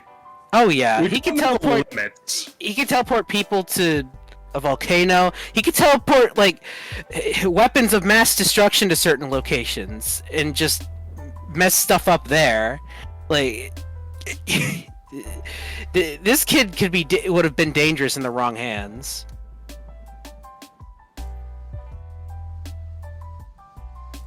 Mm-hmm. Yeah, no. My one concern, like yours, is the production values. Yeah. I'm a bit concerned about that, but who knows? This is OLM. Yeah, it's OLM. Fucking hell, OLM, get your shit together. We know you can do good shit. Well, Are they're they also doing doing something quite a else few this season? shows this season. Yeah, I was gonna say they're doing a lot this season, aren't they? Because they're Okay, doing mix. let's see. They're Oh, they have a doing- specific team on this. They have okay. OLM team Yoshioka on this Right. one. Oh, they did that one Fantasy Knockout a couple seasons back. Hmm. Oh yeah, yeah. They're doing Dark Gathering and Mix. Yeah. And Yeah, that's probably taking up most of their resources. and Yeah. ongoing Pokemon. Yeah, yeah. that too, of course. Yep. Yeah, it seems like those are getting Oh. more priority. I think they're also putting a lot of priority into the upcoming Apothecary Diaries, because that Oh, one yeah. looks fucking gorgeous. From the Most previews. likely, yeah. I'm pretty sure that one and maybe Faraway Paladin are what they're putting a lot of their attention on, outside of their ongoing stuff. It would not shock me. Still, even if the production values are a lot, substantially less than we've seen previously from OM. It's still a pretty good show. No, it's still very good. Production's literally my only actual issue with it. I am more curious to see like where the story is going from here because Same. But I mean, I am enjoying it. I'm happy that this is a show that's mostly just playing everything straight instead of just going into the whole rom-com stuff. Like you know. Yeah, it's surprisingly serious, and I like that. Yeah. Curious to see more of Arthur. But no, it's good. Arthur. I don't have too much to say about it at the moment. No, not much else either. Yeah. Alright, then we can move on to another isekai, this time a sequel. It is Mushoku Tensei, Jobless Reincarnation, Season 2. God fucking damn it, Rudius. Oh, Rudy. What did he do now? Oh my goodness. So he got absolutely plastered, and he and still feeling pretty shitty after, you know, having a very not fun night where he couldn't get it up when he was trying to hook up with his crush, or his not girlfriend. He was like trying to deal with the pain by bad mouthing her in the middle of the street with his drinking buddy, and she of course overheard and decked him in the fucking face. Good for her. Yeah.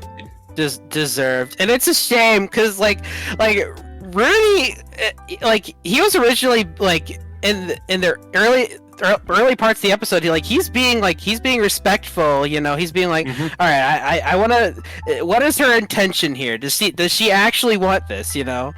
Yeah, you know, he's actually being a good dude and trying to, you know, respect her consent and her boundaries and stuff. And it's like, and then he's like, okay, she wants to go to Bone Town, let's go to Bone Town. And it's like, and then he realizes he can't get it up.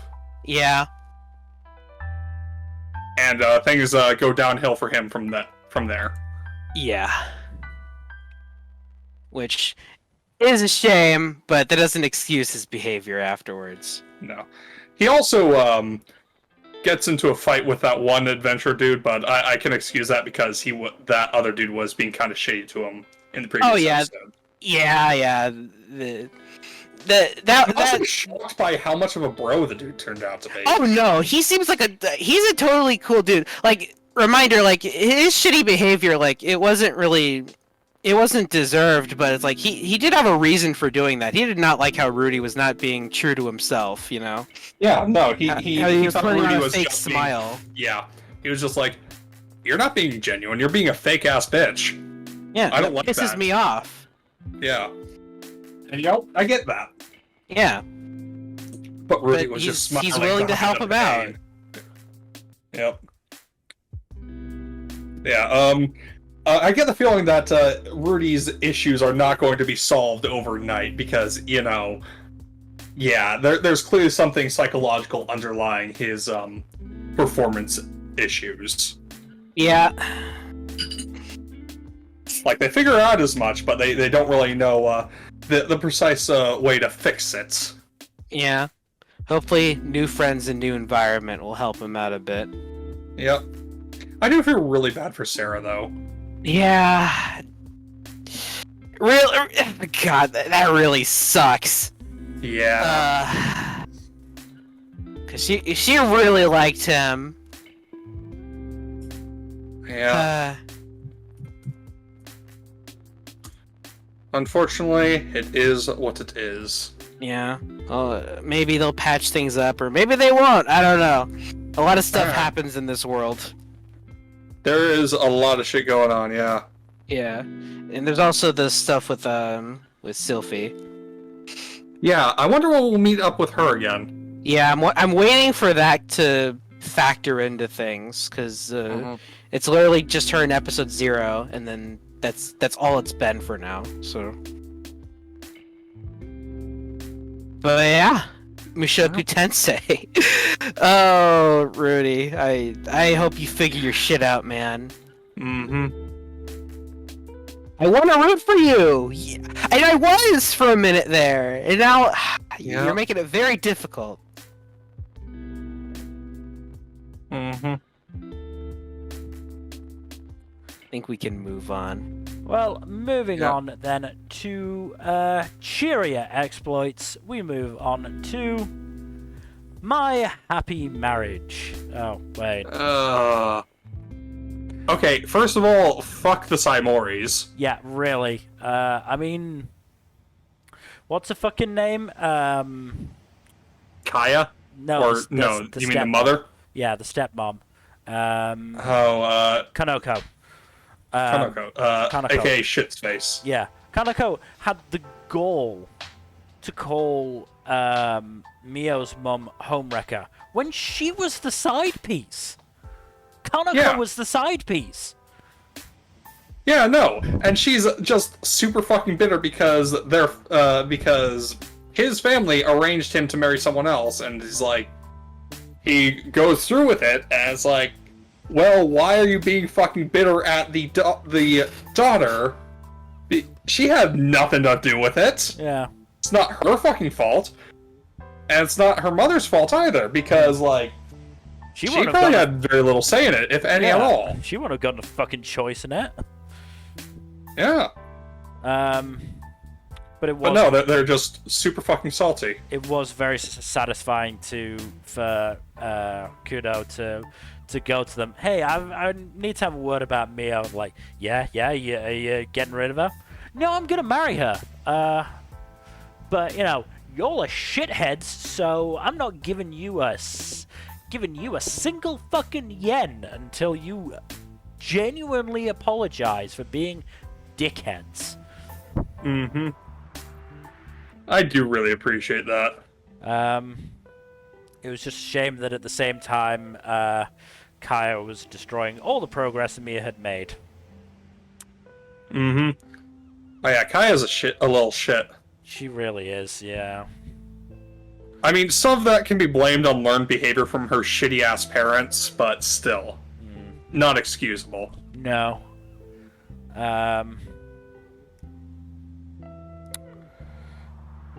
Yurie is a fucking complete shipper on deck, and it's great. Oh, yeah, and she's also just an absolute champ. She is. She's absolutely wonderful. You know, doing her best to, you know, keep these two, well, one potentially emotional idiot and one... actually, no, that's not fair, because Kudo's been actually quite emotionally intelligent. It's just that he's not a very social person. So he doesn't really... He's not very good at, you know, approaching things in a tactful way, which is, you know, what a traumatized person like Mio needs. What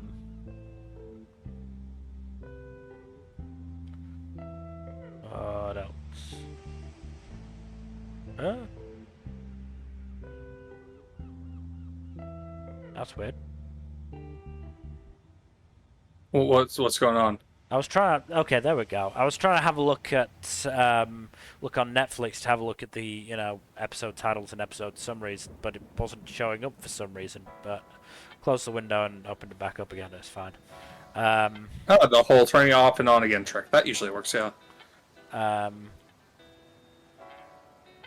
But yeah, it's very endearing how quickly Kudo was like, oh wait, this girl isn't out for my money. She's just incredibly traumatized. Well, Yep. Time to take care of her.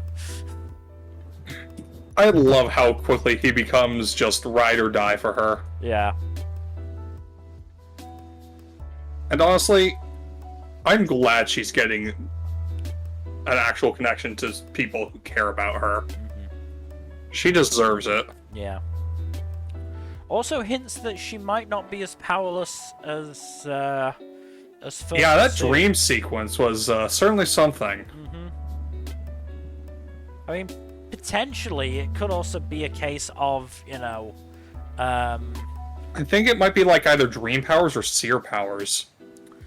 I think it might be seer powers, and it might be a case of, that particular family. I can't remember what the name of it was, but that family, not really sharing. I believe. Yeah, not really sharing the details of their abilities.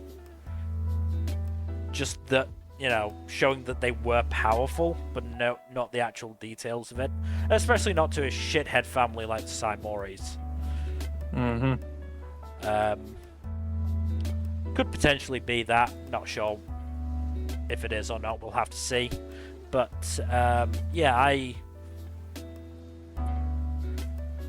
this is a very good series. Very much enjoying it.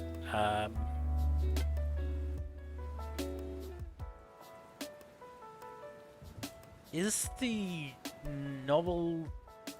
Are the novels done, or are they still publishing? I don't know. That's something I could easily check on Mal, though. Still going. Also only started in 2019. Early 2019. Well, the adaptation is fucking gorgeous. It is.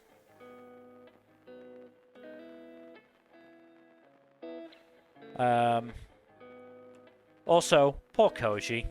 He seems to be, shit on by everybody.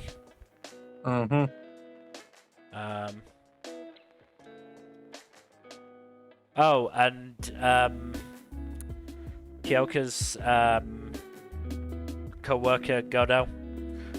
Good dude, like him. Yeah, he's a good dude. Also, absolutely loved the whole reunion with Mio and Hana. Yeah, no, that was very good. Very good scene.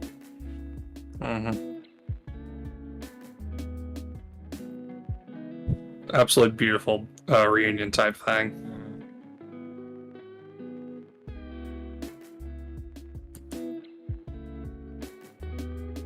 But yeah,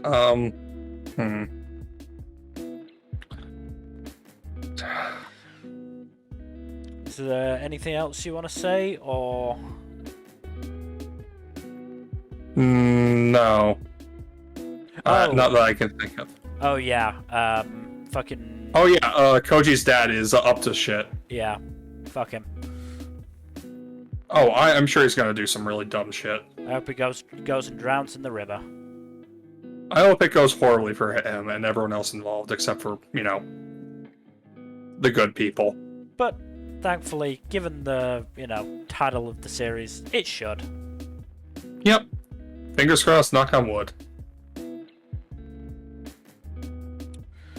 So yeah, I think we can move on then to...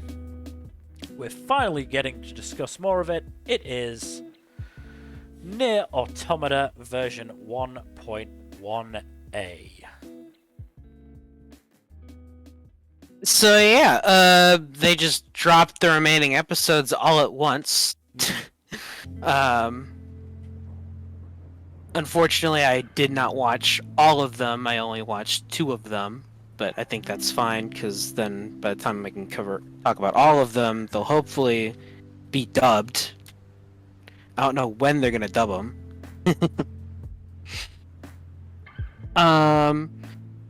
But yeah, the changes that they've been making are pretty interesting.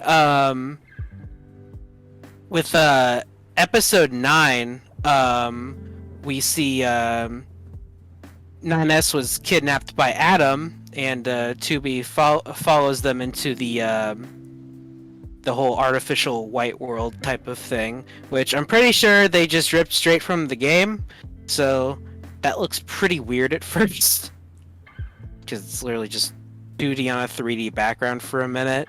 But once they enter like this church area, it looks fine. And then 2B fights Adam, and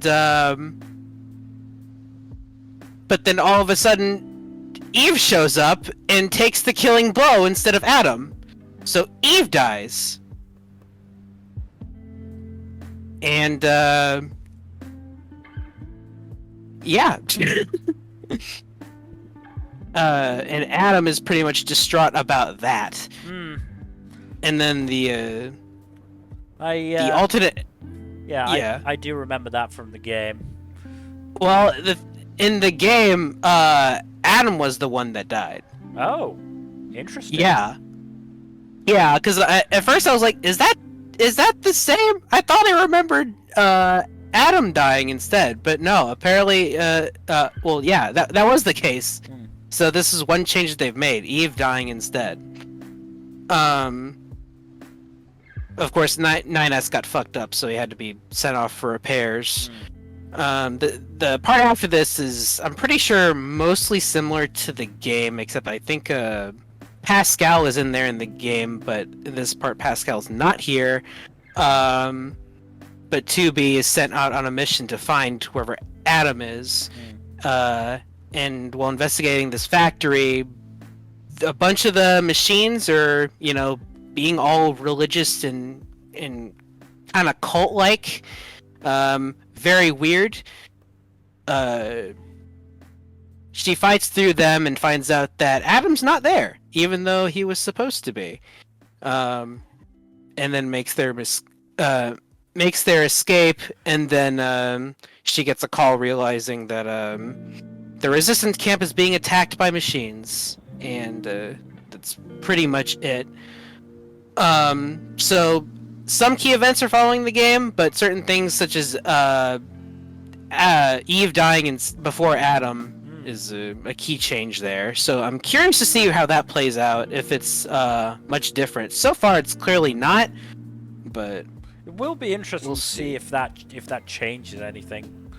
From the ending. Yeah. I'm sure. Of course, we also get the return of the fun puppet made alternate endings. in episode 9, 2B and 9S are coming up with like t-shirt ideas for everyone, but they get so distracted that it just leaves everyone to die because of the machines. And the t-shirt designs are so funny because it's all like really simple and like really weird. Like one of them is really just a picture of a fish and it says mackerel and stuff like that. It's very funny. Episode 10's that alternate ending was like really long. It was like several minutes long. 9S meets Devla and Popola, and they go out drinking, and then they get attacked by machines. But 9S is too drunk to help out, so he is just like all cheering for them. But of course, since he's not helping, they all end up dying.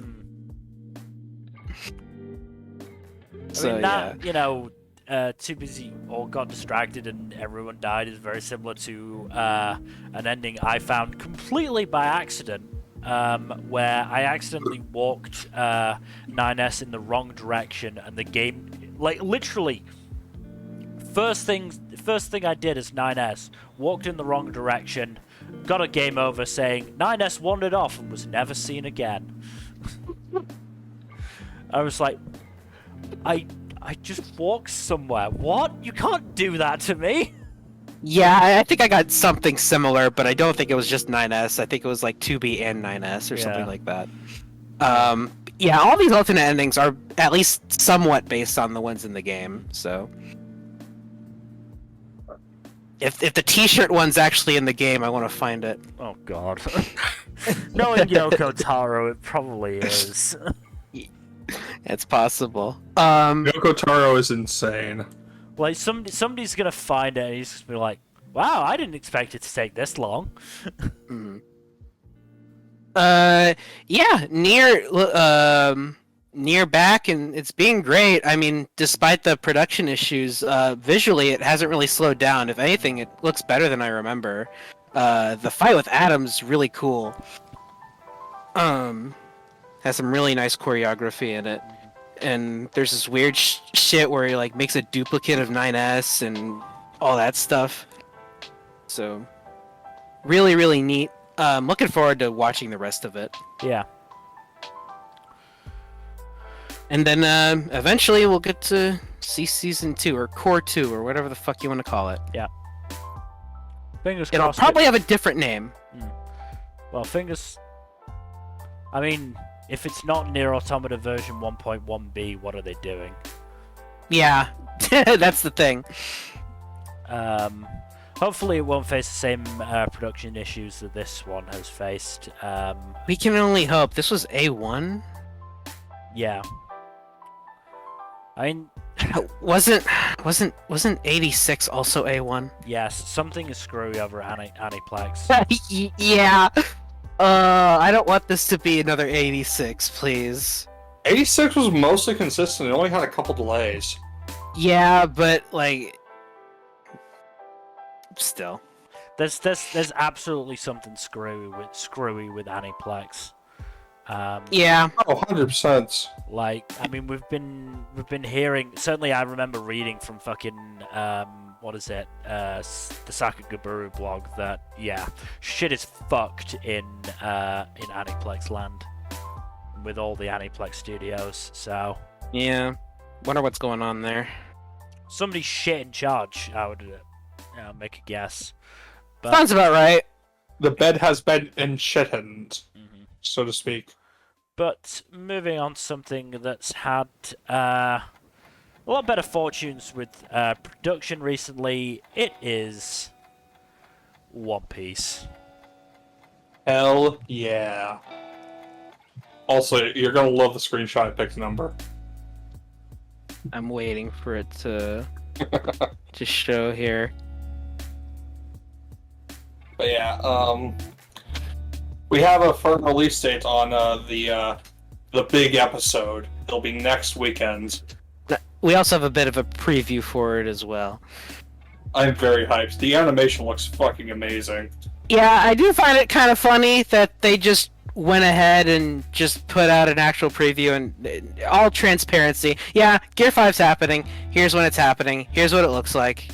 There you go. To be fair, they didn't reveal everything around it. No, but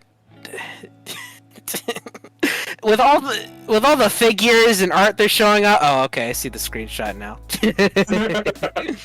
That's a I great do one. prefer the version from the manga, but it's still very funny. Oh yeah. But yeah, they're showing off figures and like T-shirts, all sorts of merch, a lot of which I'm buying. Oh, of course. They're putting Gear 5 in Pirate Warriors 4 for some reason, which is why I bought the game. They're also putting Uta in it, which is also why I bought the game. Yes, yes. Yeah. I should buy the game too. I'll wait till it's on sale. Just be aware that those last few missions in the treasure log fucking suck. I'm sure. But yeah, no, this stretch of the show is really good. With the most recent episode, the one from, not last weekend, but the weekend before, was the one where Kaido knocks out Luffy after that CP0 dude gets in the way. So that's fun. That asshole. Yep. To be fair, he was just following orders, which is Yeah. always definitely a reasonable excuse, and should never be rejected as a possible reasoning for something. No, sir. No. Just following orders is bullshit. But yeah, I was about to say I'm a little surprised it's going to take an entire episode to get from that point to, I mean, they're doing a one chapter per episode thing. But yeah, there's that, and I do remember there was quite a bit of, oh no, Luffy's down, he won't stay down. Yeah, no, it's going to be, today's episode is going to end with the us hearing the drums of liberation for the first time in the anime. Drums in the deep. Boom, boom, boom. They're coming. Boom, boom, boom. But yeah, no, I'm very excited for the Gear 5 episode. Who isn't? Haters. Yeah. Who can hate all they want. It's not gonna kill my enjoyment.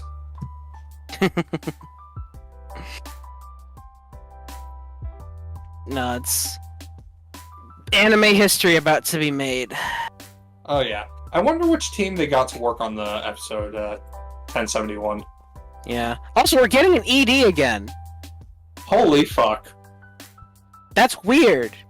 That is wild. That's really weird. Why are we getting One Piece EDs again? One Piece hasn't had an ED for like 15 years, I'm pretty sure. Wait, Yeah, really? definitely over Yeah. a decade. Why? I would have thought they'd love to throw an ED in there, another chance to waste 2 minutes.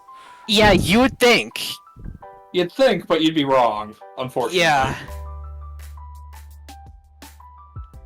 Apparently the way they like to stretch things out makes it counterproductive to have an ED or some shit. I don't know. Like, I would have thought that, hey, 2 minute OP, 2 minute ED, that's 4 minutes wasted to begin with, you know?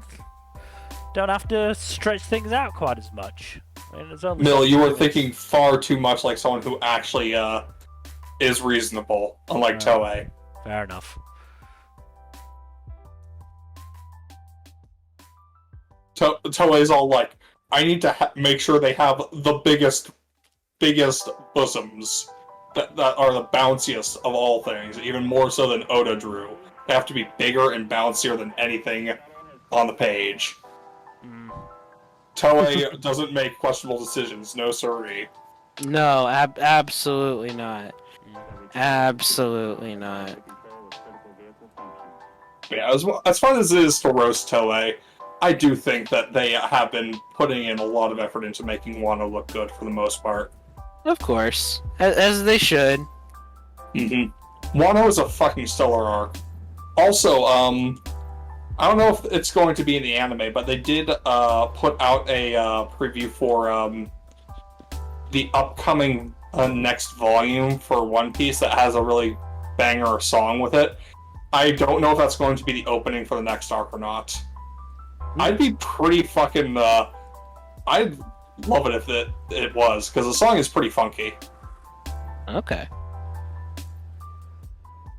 Alright, I think we should... One thing I do want to mention real quick is that they are also adapting monsters. Yes, they are. Yep. That's the one shot that Oda did before he started One Piece. But that's the one with what's his name? Ryuma, yes. Ryuma? Ryuma. Ryuma, yeah. I thought so, yeah. So yes, it is canon, and One Piece fans are required to watch it, otherwise you are fake. Yeah. Oh, also, I didn't mention this. We finally got the end to the most epic battle in all of One Piece. No, I think Raizo is triumphant. I think no. Raizo is triumphant. I think you did mention that in the wrap up. Was it in the wrap up? Well, it's okay. It's worth mentioning again. It is. Yes, it's worth it is. mentioning again. But I feel like I remember you mentioning that. Probably. I don't know. It still bears repeating. Yeah. Yeah, it's great. It's peak. It's the best it is the fight. ultimate fight in all of Shonen. It's the best Bar fight. none. Year 5, move over.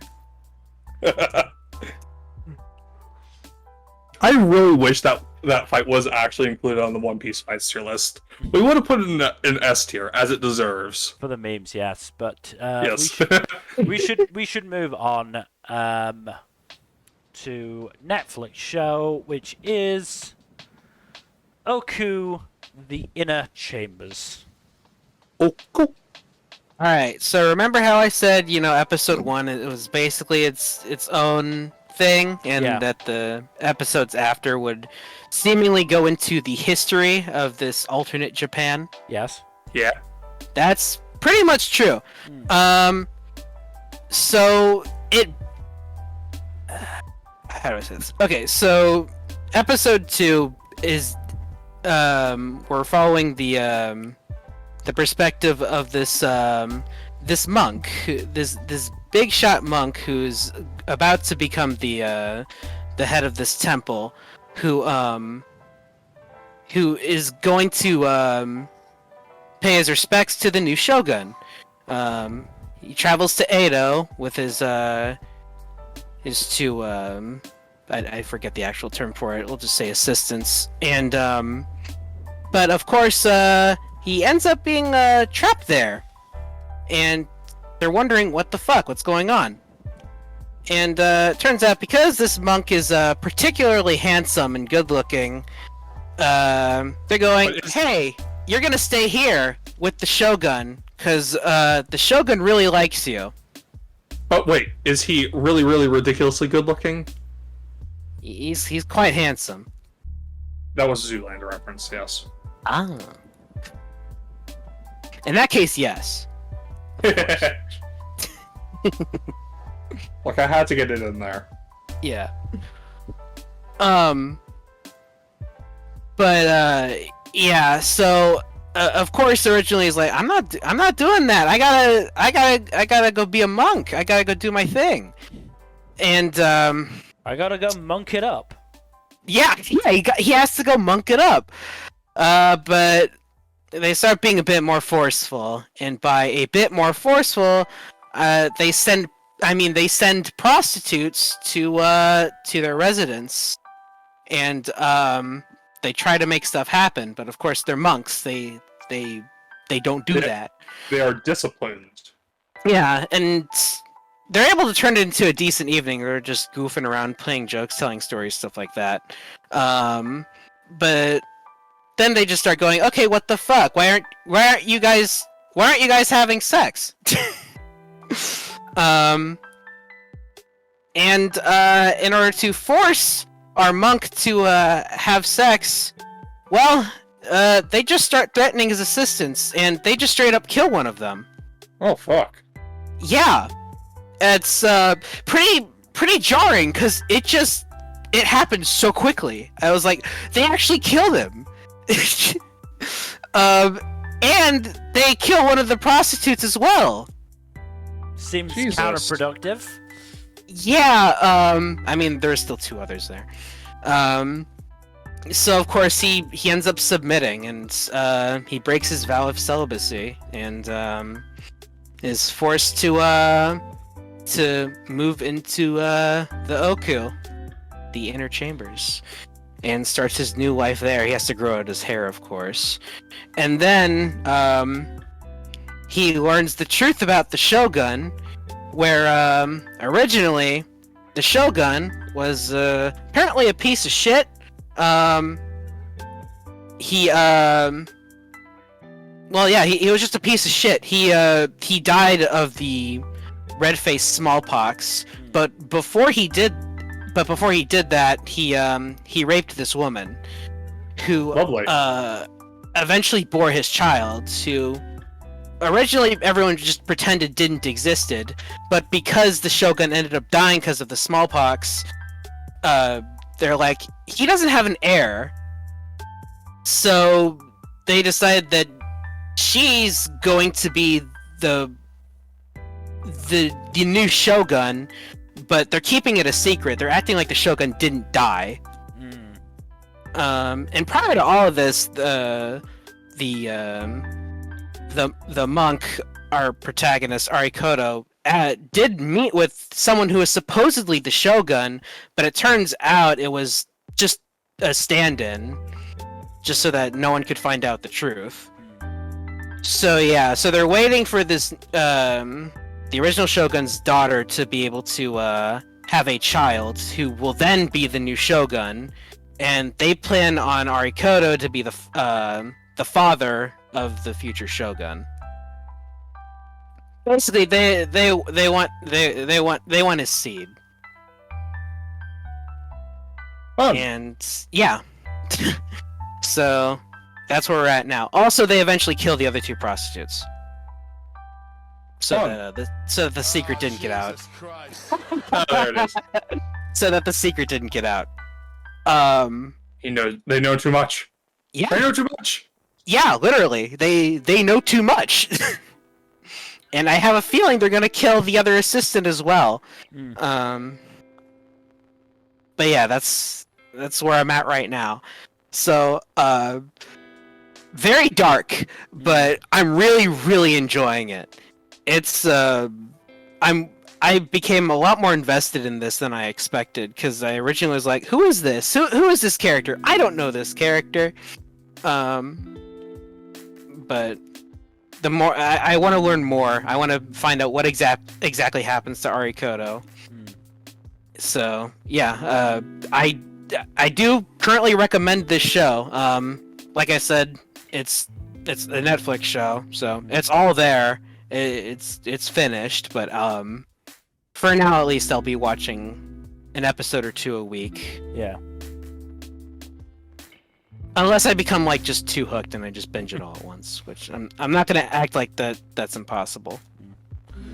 We'll see how I feel and how able I am to, keep up. Because I'm doing all right at the moment, but I would like to add, a couple of shows here and there from outside of this season.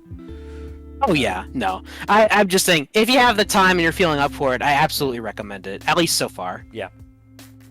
I did actually happen to see that there was an article written about it on Anifem. But it was actually written back in, I think, like 2018. Oh, okay. So it was about the manga's been going for a while. I think it's at like 20 volumes or some shit. Yeah, and talking about the manga, talking quite, quite positively about the manga and the way it does depict this alternative history with women in power. So, yeah, sounds interesting if nothing else. Yeah, the manga is completed at 19 volumes. Okay. Finished in 2020. Okay, so it finished fairly recently. Whole fuckload of manga ended in 2020. Jesus Christ. Yeah, at the very least, it sounds like it didn't, Oh, Jesus Christ.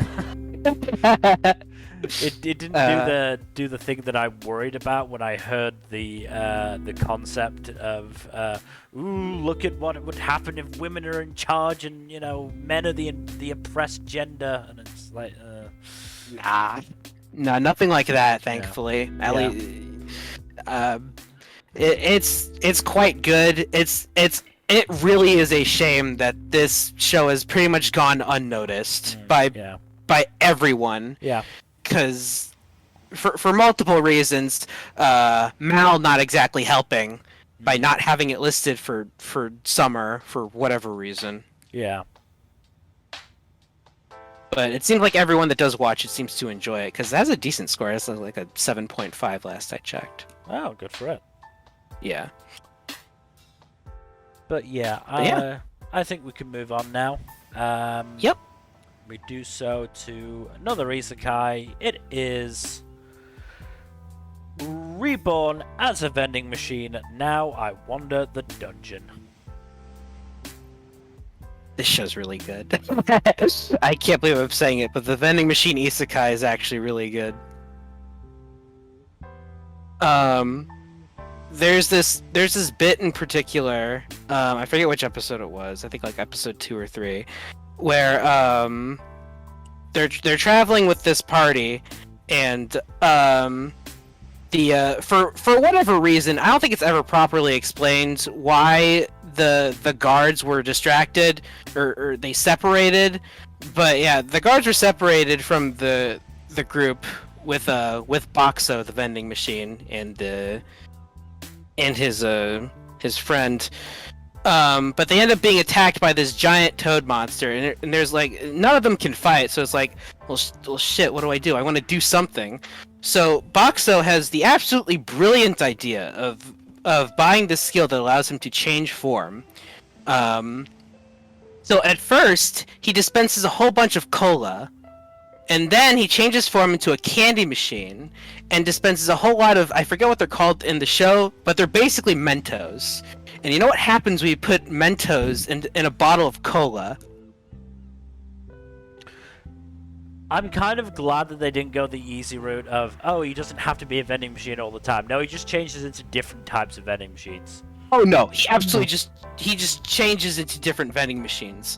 But yeah, he comes up with this idea, and they all put the Mentos in the cola, and then whoosh, yeah, they manage to douse the frog monster and stall it long enough for the guards to arrive and take it down. But yeah, that's really, really clever, and I'm glad this show actually thought of that, because that was really nice. And Boxo's ability to change form is used pretty commonly. He can become all different kinds of vending machines. And another bit where the head of the town takes him aside and he's like, "Okay, listen, the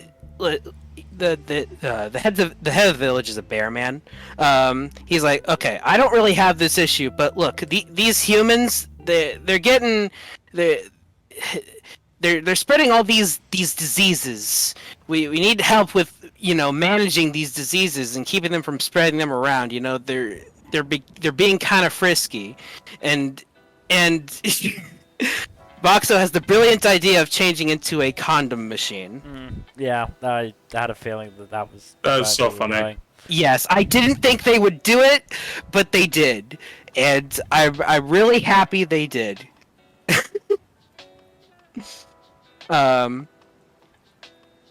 But yeah, stuff like that, really, really enjoyable. Everyone just enjoying Boxo and his countless applications. Not a whole lot in terms of plot actually happening so far, although it does seem like there's this one asshole in the village that seems intent on robbing him somehow. That's probably not going to go well, because the first time he tried that, Boxo made it so that his hand got caught in the door, and he dispensed boiling hot soup on his hand, so it burned him. Ouch. Yeah, I mean, he had it coming. But yeah, really, really enjoying this show. It's quite charming. Trying to understand the relationship between Boxo and this girl. I don't think she's gonna fall in love with a vending machine, but I don't know. Anime. Yeah, they're being very friendly, so I don't know. I mean, Look, if she wants the box, she can get the box. I mean, yeah, but Boxo also has made it fairly clear that he doesn't really care. He's just happy being a vending machine. I mean, he's in this. He's good for him. At one point he's moved to a bathhouse, and he dispenses supplies there, and he has pretty good view of everything, but he genuinely just doesn't care. He's just there to help. So, but yeah, very, very fun show. I'm really, really enjoying it. Good. I'm glad. Moving on. But yes, we should move on to the next big fantasy of the season. It is Reign of the Seven Spellblades. Woo! Yesterday's episode was some good shit. It was. Yeah, that was wild. They gave it their A game for that fight sequence. Jesus. Oh yeah. I really like the camera work they used in that Oh fight. yeah, no, it was really good and dynamic. Mm-hmm. And yeah, I very much enjoyed watching assholes and bigots get torn to pieces by that thing. Yeah, it's hard to feel sorry for you guys because you all deserved this. Yeah. I almost feel sorry for the Garuda. Yeah, no, it was like, oh no. Anyways, for most of them, it was like, I cannot be bothered by this. I also love how how unrepentant Guy and Nanao were about beating up all those assholes. Oh yeah, they were even debating over who bodied more of them. Yeah. I like how Oliver was the first one to strike. Yeah, no, that was great. Even he was Also- at his limit. Yeah, no. Nanao's backstory is also kind of interesting. It is. It just felt rushed to me. Mm-hmm. I get that. I'm hoping they go more into it.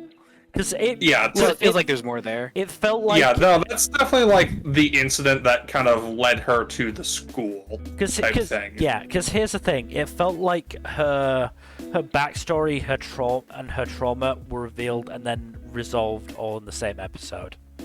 Mm-hmm. That was my issue with that episode in particular. I get that. all while making sure to, you know, pair her up with Oliver. To be fair, they had chemistry from the start, so it's Yeah. not like it's out of nowhere.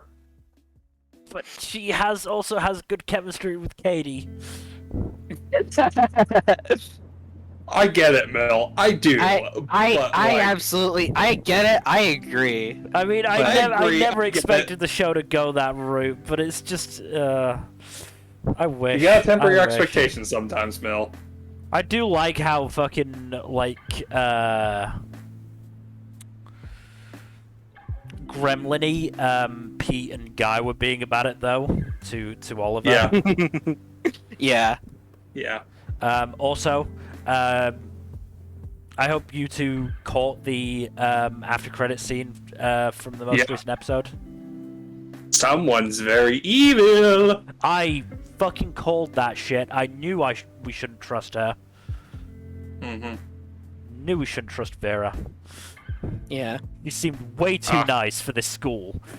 Mm-hmm. I call it Vera. That is not the right accent for that, but yes. Yeah, whatever. Yeah. Look, Doesn't sorry. seem Vera nice. I need to add boo this man. I need to add boo this man. It's your fault doing so, dude. I know. I keep thinking I need to do it during a stream and then forgetting to do it after the stream. That's a you problem. I know it is, but I will get it. I will get it someday just for this. No, the audience seems to enjoy it. See? Yes, it's very, very, I am very, very flattered.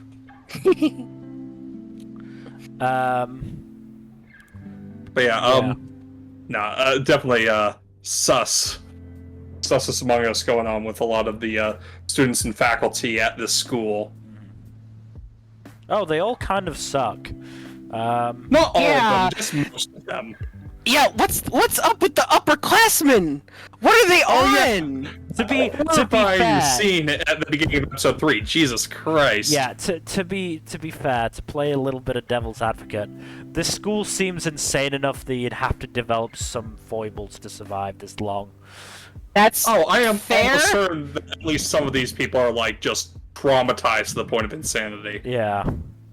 Also, how long are these guys supposed to be in school? They're 5th year students?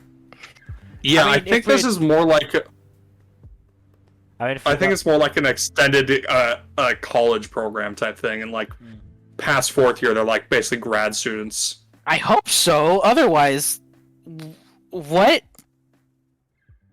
I mean, But that's yeah, what's her face was terrifying. let me see if I can find her name. Ophelia, that's what it was. Ophelia, yeah. Just like Jesus Christ, that was Yeah. really disturbing imagery right there. Yeah, I didn't need to see that. Your dude was also pretty gross, but like Cyrus, yeah. Ophelia took it to another level. Jesus. But yeah, we've also met the Snape of the series. Oh yeah, Dickhead McGee. Luther Garland, I think, was the one. No, Darius Grenville. Oh, Darius Grenville. Yeah, okay, yeah, that makes sense. That Luther sounds seems- like an asshole name. It does. Luther is relatively chill. He's the sword instructor, dude. Yeah, I Oh, remember now. I like him. Yeah, he's been I like decent yeah, so far. he of the faculty we've met so far, he seems like the most chill, Yeah, he seems like the most normal. the least asshole-ish, basically. Yeah. I mean, he stopped Oliver and Nanao from trying to kill each other, so let's give him that. Yep. I don't know. I don't know. Maybe they should have killed each other. I don't know. Maybe this seems like something they wanted to do. Look, either they were gonna kill each other or they were gonna fuck right there on the stage, and I don't think he wanted either occurs to happen in front of the class. Yes. Look, they have a very, very interesting relationship. I do think that Nanao's perspective on on the relationship is interesting at the very least. Yeah. Yeah. Like, she has a very her culture seems to have a very interesting philosophy on what it means to yearn for the duel, so to speak. He really likes how Oliver uses his sword. Again, I just wish it wasn't, all chucked into one episode. Yeah. Yeah, there you go. I was waiting for it.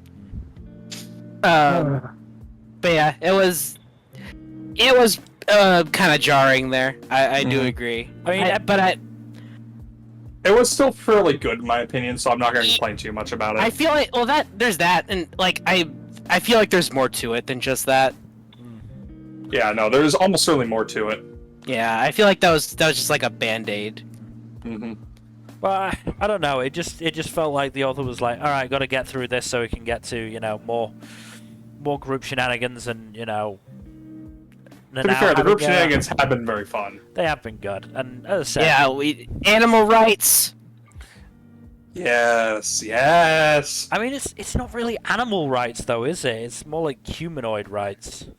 Yes. Yeah, humanoid, fantasy creature rights. I'm pretty sure it's like Katie's whole argument seems to be couched in like they are capable of thinking and feeling. Treating them as less than human is inhumane, basically. Yep.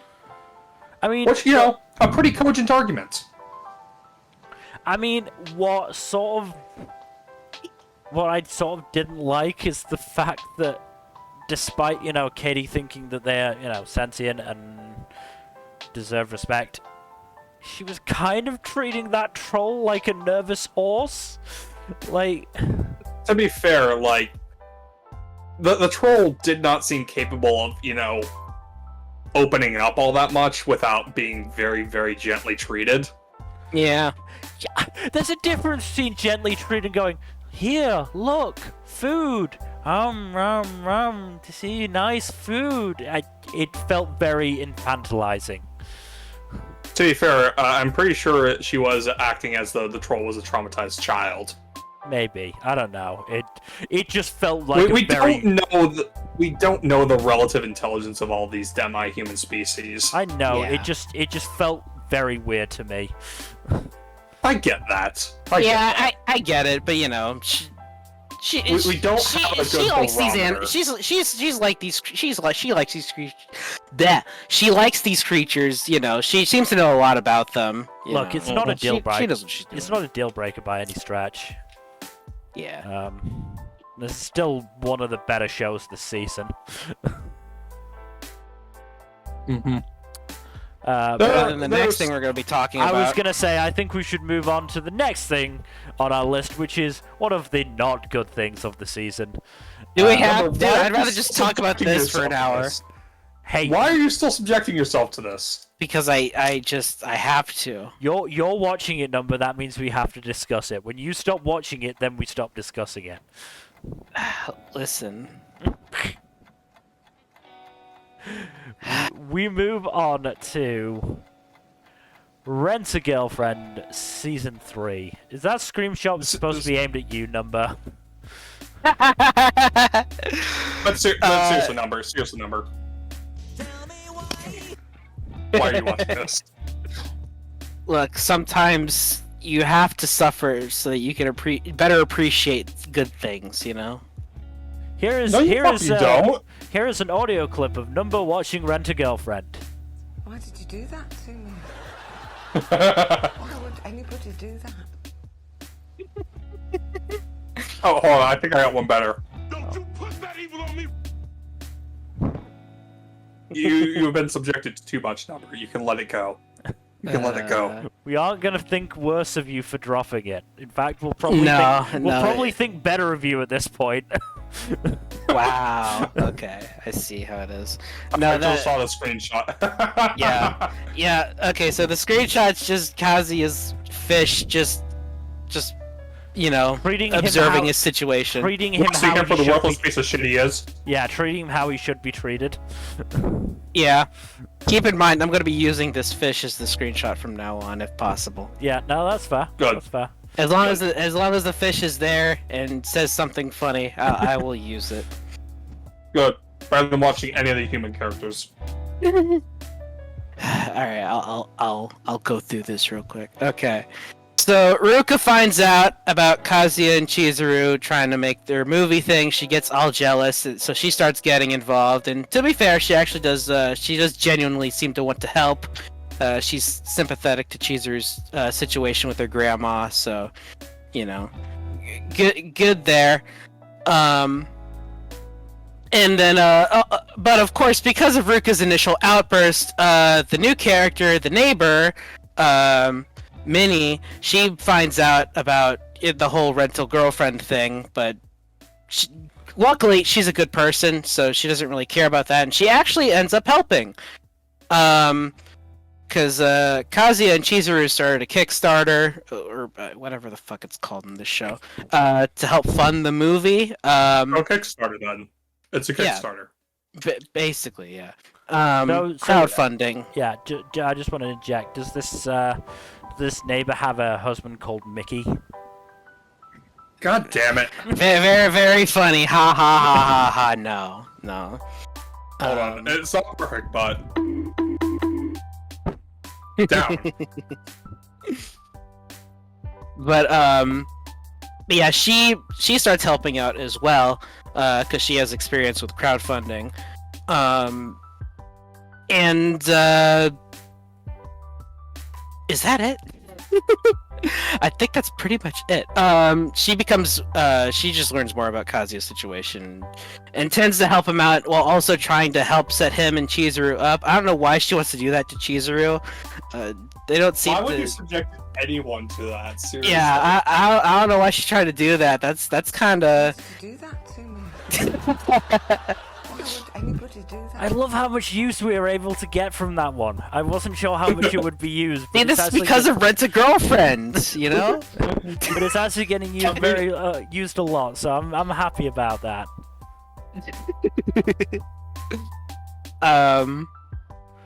But yeah, and eventually Minnie's like, hey, Kazuya has feelings for you, and Chizuru's like, nah, there's no way. And I'm like, what the fuck's wrong with you? How do you not notice? What's wrong with you, girl? You're not dumb. Why are you acting dumb? He clearly is crazy about you. What the fuck? So yeah. So in short, everyone in the show is an idiot. I mean, kinda, yeah. I suppose I'm guessing it's not the endearing kind of oblivious, in this sense. No, in this, I mean, it's not. Because sometimes oblivious can be. I'm just confused. It's like, how do you not notice? You're not dumb. Because sometimes oblivious can be endearing and funny, especially if you do know that they're gonna get together in the end. Because there was there was a fan fiction that a Deku fan fiction that I read, where Todoroki was so genuinely oblivious that it took Izuku forcing there's only one bed situation on him for him to realize. Honestly, I do. And when I say forcing, I do mean opening the door, seeing a hotel room with two beds, and then just going over and pushing them together and going, "Oh no, there's only one bed. What are we gonna do?" That's pretty good. See. The obliviousness has a curve to it, to which it can be appealing and or unappealing. On one end, it's just normal, low-level, mundane dumbassery, which is fine. It's not that much. And then at the opposite end, there's just such over-the-top, insane dumbassery that loops back around to just being absolutely hilarious. Yeah, no. Kazuya seems to be right in the middle of that uncanny idiot valley, and everyone else in Rent-A-Girlfriend seems to be occupying a similar space. Yeah, it's just weird because like Chizuru's a rental girlfriend. Like she has experience dealing with men and stuff. Like she doesn't seem like blind to how they're feeling. So it's just weird to me that she somehow didn't realize that Kazuya's crazy about her. They're all idiots. But yeah, pretty much. Yeah, the episode kind of just ends there. So I don't know where things are going from there. I know for a fact that they don't get together in this arc, and I don't think they're together currently in the manga either. I don't believe so, no. Yeah. If this manga ends with them never getting together, then it's a W. So the manga is either going to end with them not getting together, or the manga is going to end right as soon as they get together, and then we'll get no elaboration whatsoever. Yeah. Like I said, I do maintain that the best part of the show is when these characters are actually, working towards a goal together and are actually being decent people. Kazuya specifically. That just happens rarely, I'm guessing. Oh no, this is the first time he's ever been anything close to competent, and he's actually being decently competent, which is insane. From what I've heard, this is the one good arc in the manga. It's all downhill after this. Yeah, and so far, I mean, I'm inclined to agree, aside from some weird shit like the whole Chizuru thing. I mean, yeah, aside from that, it so far is decent. I'm making fun of it, but I do genuinely mean it. It's so far, I am curious to see how this all works out, so... Kazuya almost makes me want to root for him. Almost. Oh my god. Nmbr, do you have Stockholm Syndrome? Maybe slightly. I'm not gonna act like that's not a possibility. But yeah, I maintain that Kazuya is a complete moron, but when he's actually working towards something, and he's doing it, genuinely, from the heart, and isn't being a fucking clown, he's actually, it's actually nice to watch him do that. Nice to see him being decent, But yeah. So that's Rent a Girlfriend for now. Alright, moving on then to it's making a return. It is Sacrificial Princess and the King of Beasts. This show. So, basically what I'm gonna do, because, I only watched, 3 episodes of it last season, and then got very, overawed by how much I had to catch up on for the wrap-up. What I've decided to do is, seeing as, 3 episodes, 3+ episode check-in, basically decided I'm just gonna keep up with it as if it started this season. And that has the additional bonus of me being able to watch it dubbed, which will make things easier on me.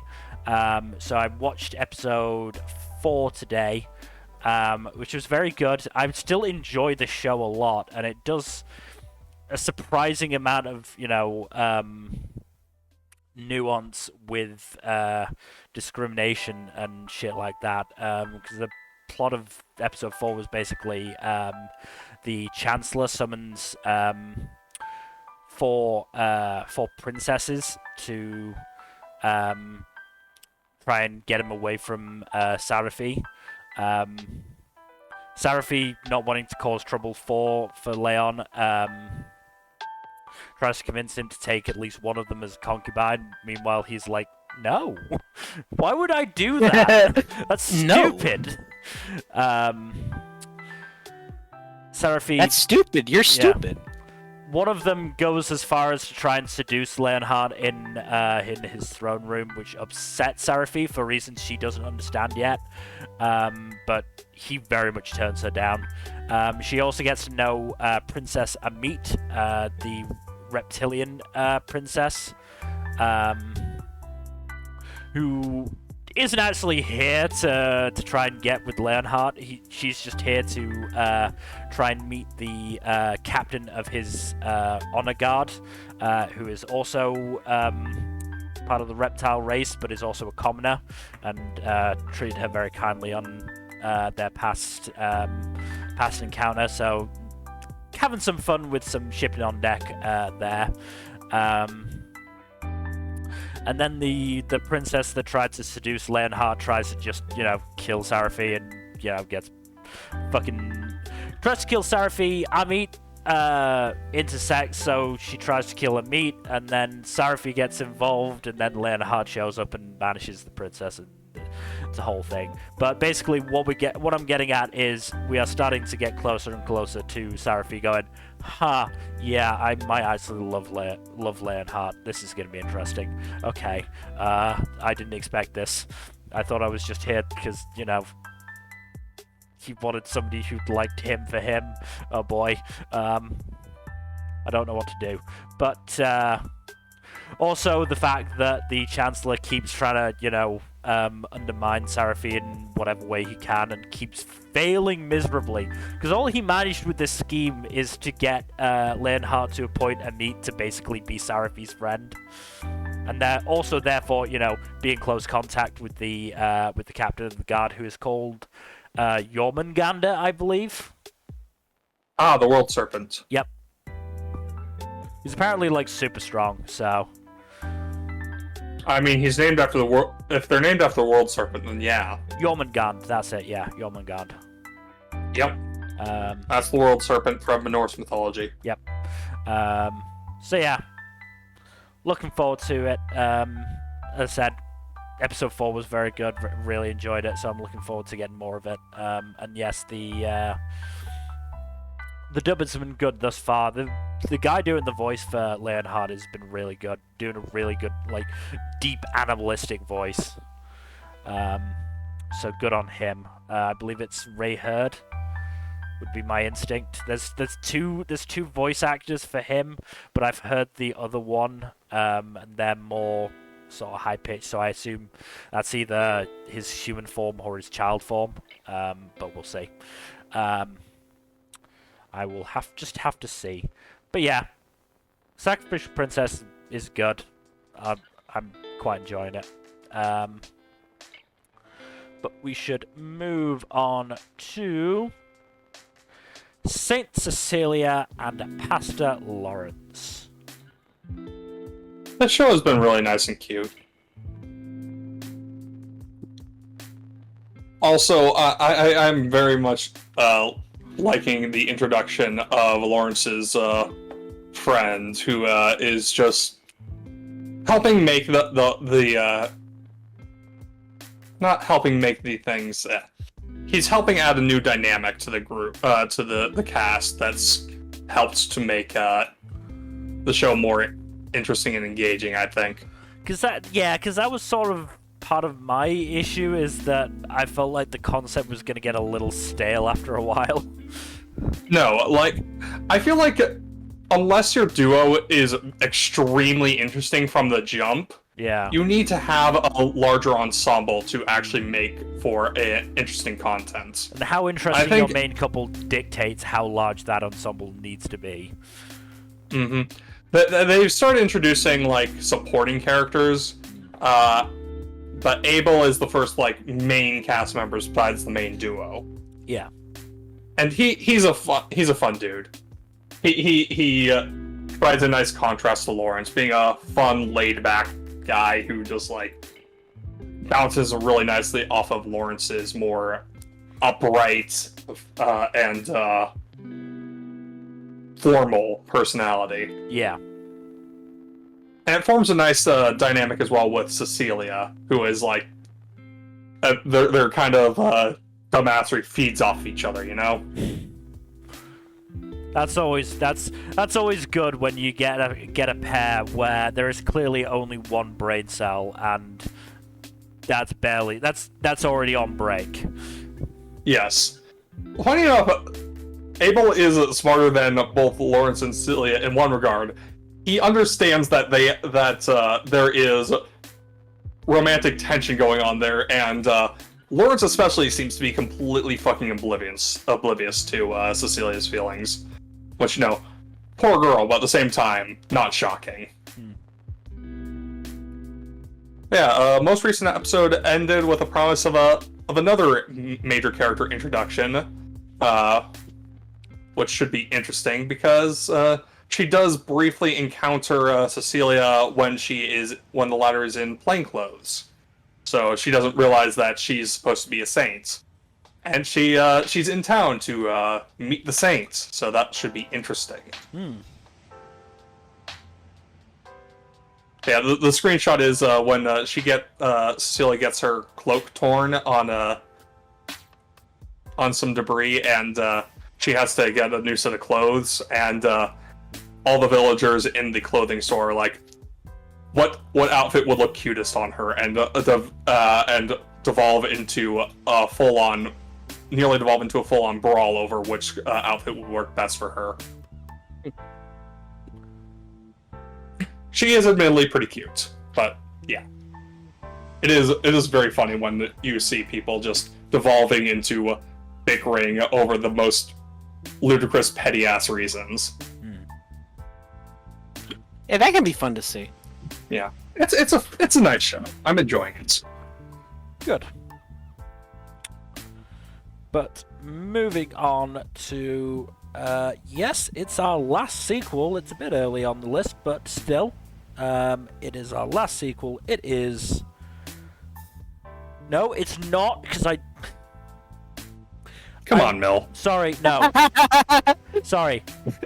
I forgot. I missed this one out last on the premiere stream as well. I think the issue is, for some reason, I've been very dumb. And I've put Sugar Apple Fairy Tale above Spy Classroom. So when I look at Spy Classroom and then go down, there aren't any more sequels after it. So I'm like, yeah, it's the last sequel. And, you know, when I look at Spy Classroom, I go down and no Sugar Apple Fairy Tale. Yeah, I'm just dumb. I'm just very dumb. But yes, we're I'm gonna moving. fix it right now. I'm just gonna fix that right now. Thank you. Yeah, That would just be fix that. appreciated. Don't rely on me to remember to do it, because I won't. Because I noticed that earlier today and I still haven't fixed it. But yes, moving on to Spy Classroom Season 2. I genuinely can't believe I missed Sugar Apple Fairy Tale from the premiere stream. That was genuinely bad of me. That was to your be fair, bad, yeah. To be fair, I genuinely forgot to watch it at that point, so that's fine. Well, you're caught up now, aren't you?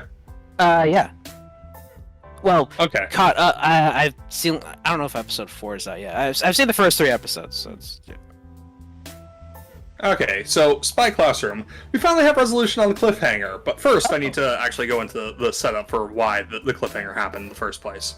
Okay. So end of the premiere, they run the girls who are on the away mission run into Eye Patch Girl Annette's mom, apparently, who is in the country that they're on the mission for.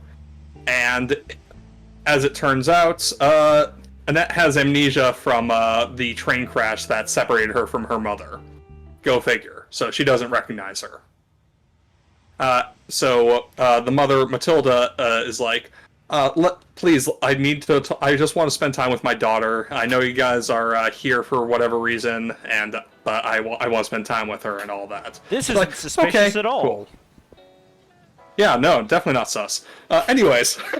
This isn't suspicious timing at all whatsoever. Yeah. Anyways, she's like, she's only in the country because her stuff got stolen, and they retrieved the stuff, and it was like, Monica, the silver-haired girl in the screenshot, finds her passport and is like, hey, your name isn't what you said it is. And it's like, oh yeah, no, she's a fucking spy. So Thea, the dark-haired girl's like, yeah, it's pretty clear that she's Annette's mother, but at the same time, like, but let's give her the benefit of the doubt, and let's just try to help her out of this country that seems to be hostile to both of their respective nations.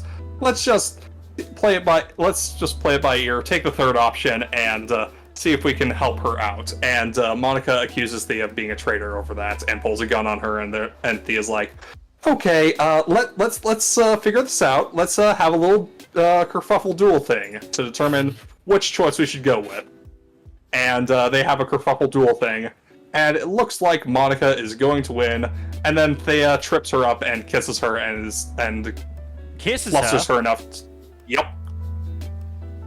Thea plays the seductress spy role, so she and her special power is seeing into the hearts of people. And the closer she gets to someone, the better she can see into their heart and all that. And she deduces that Monica has a crush on someone else on the team, who isn't one of the other girls that they're with, and isn't the only guy on the team leader. So I am curious as to who it is. But yeah, it's not revealed. All that's known is that Monica has a crush on someone else and doesn't want anyone on the team to get hurt because it would make her crush sad. So I have a pretty good idea of who it is. I've narrowed it down to like 2 or 3 options, but I don't believe it's the one guy on the team. Good. So that's neat. But yeah, anyways, Monica agrees to go along with Thea's plan, with some conditions, of course. And they at the end of the episode, they're all heading out, getting out of the country with Matilda in tow. And the final shot of the episode is Matilda with a very fucking evil grin. So yeah, shocker.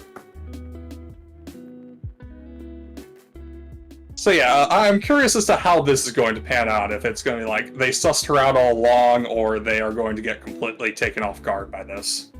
Don't know. We'll have to see. How good are these spies? Yes, how good are these spies? It's Matilda, the one who's probably evil, right?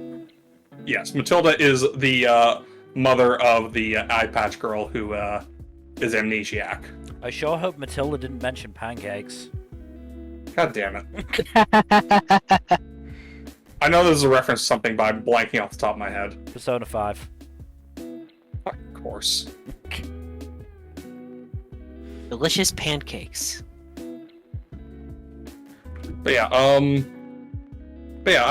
very interested in how the storyline is going to go. I was kind of fading off of it a little bit in the previous episode, but this episode really got my attention back, which I am very much appreciating. All right, moving on then. Finally, moving on to Sugar Apple Fairy Tale Part 2. Ah, yes, the forgotten sequel.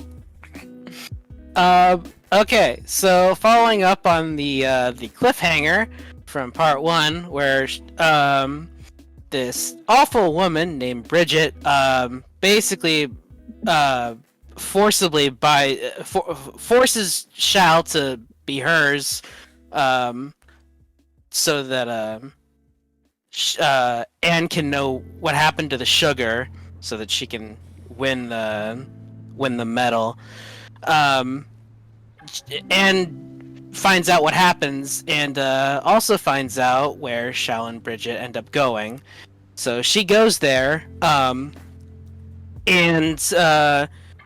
Bridget is the daughter of the head of this special confectionery workshop, and manages to strike a deal with him, going like, "Hey, you're a silver sugar master now.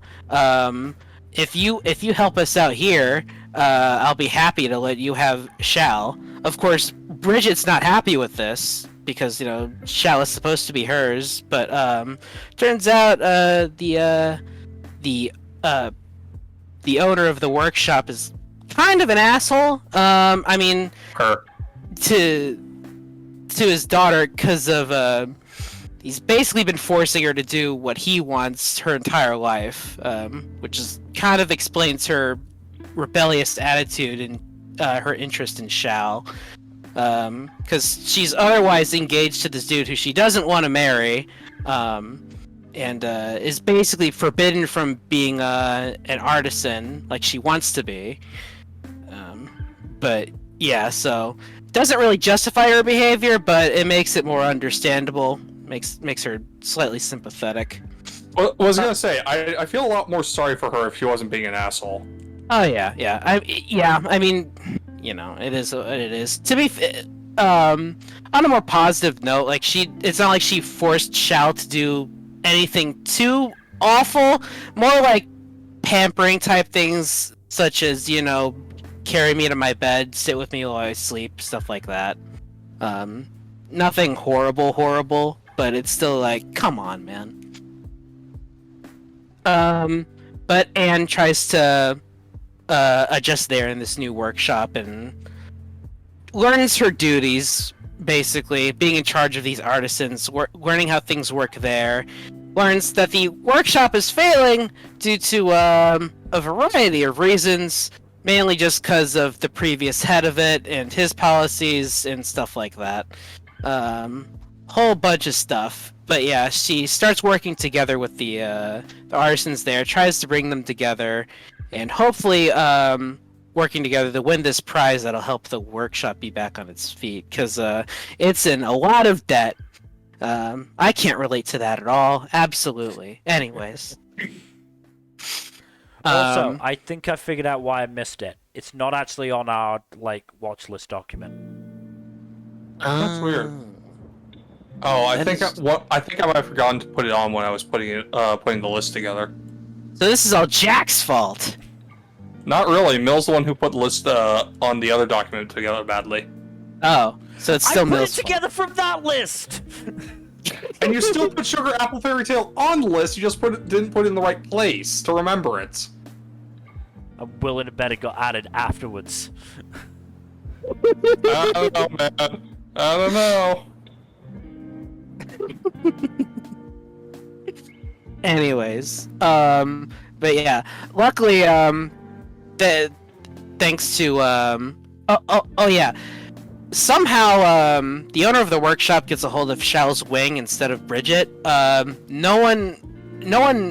She hid the wing, so no one was supposed to know where that was, so we don't know who gave him the wing, but now he has it, and thanks to that, Xiao isn't constantly under threat from being punished from disobeying Bridget, so now he can basically do whatever he wants as long as he doesn't leave the area around the workshop. So he's able to see Anne again, and they have a nice moment. So, and Anne's determined to save Xiao from the situation, which is pretty nice because in season 1 or the first half it was largely the other way around. So now Anne gets to prove her worth. To her, both as an artisan and as a friend, so very cool. Yeah, really enjoying it so far. Curious to see where things go from here. The ED seems to imply that Anne becomes really buddy-buddy with the artisan she's in charge of, which is nice, because I'd like for her to have friends outside of Xiao and Mithril, of course. But yeah, looking forward to seeing where things go there. Also, yes, I didn't add it until the Monday after the premiere stream. How dare you? I mean, I still should have put it on because I knew it was airing the season and I knew Nmbr was watching it. But yes, we're both at fault here. I'm just trying to share the blame. It is what it is. It's there now. We can move on. It is what it is. Yeah. Yes, let's move on to, I think, our last isekai? Last isekai, which is Sweet Reincarnation. I mean, it's the last isekai unless you count Undead Murder Farce as a kind of sort of pseudo isekai. I do not. But yeah, this has been pretty low-key so far, but I've been enjoying it. Pastry just wants to make his sweets. He just wants to bake and cook and stuff, and unfortunately, the events of the series are getting in his way right now, which is very unfortunate. Like, at one point, he straight up buys a bunch of baking supplies under his father's nose because he's caught that baking bug that he just needs to get out of his system, you know? But yeah, let the kid bake. he likes he likes making sweets, and it's very wholesome whenever he gets to do that. But unfortunately, he has a mission to do right now, and he's been involved in doing some matchmaking shenaniganry because, as it turns out, having the ability to replicate a person's appearance in a society before photography was invented is pretty useful, especially when it comes to, you know, the matchmaking that nobility tends to do. I'm kind of surprised that there hasn't been like an isekai that's, or not an isekai, just a straight up fantasy series that hasn't capitalized on that concept. Because it is interesting, even if it only is, and they do actually use it for the political advantage it grants them as kind of acting as a connector between other noble families in that regard. So they do some interesting stuff with the politics in this. I just want Pastry to be able to bake his sweets. Let the lad bake. Let him cook. Let the Shota cook. Yes. Literally, let him cook. Yes. But yeah, no, I'm enjoying this. I wish he got to cook more though. He needs to cook. He has the right to cook.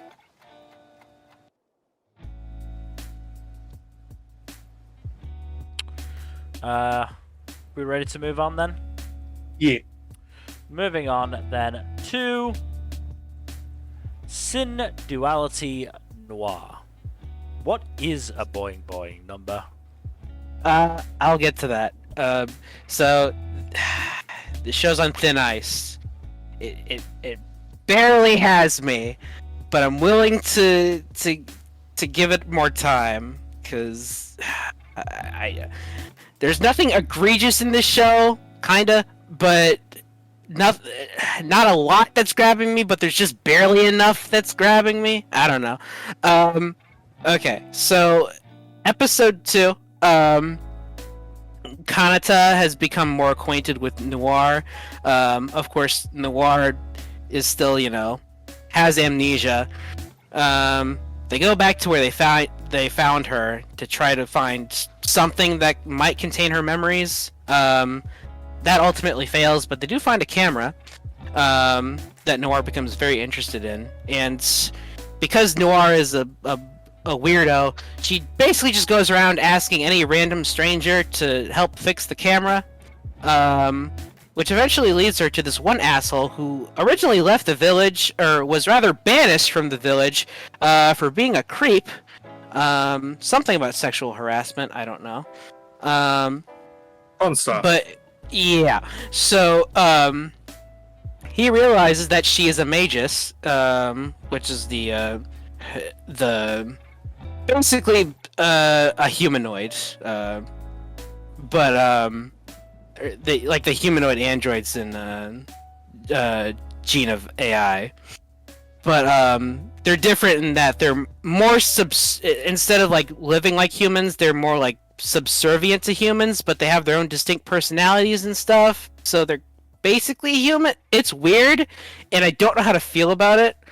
But I'm setting that aside. Anyways, so Noir ends up going with this asshole, who basically intends to sell her off.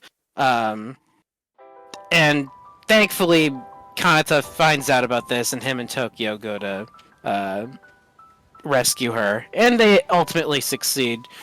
And Kanata gains a bit more self-confidence, which is nice. Episode 3 is the weird one. Episode 3, so to answer the question, what is a boing boing? So, to celebrate, Kanata properly making a contract with Noir and her officially becoming his magus, Tokyo decides to celebrate by taking Kanata to the red light district to lose his virginity. Okay then. Alright. Yeah, Tokyo leaves a note there and basically says that he's going to boing boing. So yeah. Obviously, I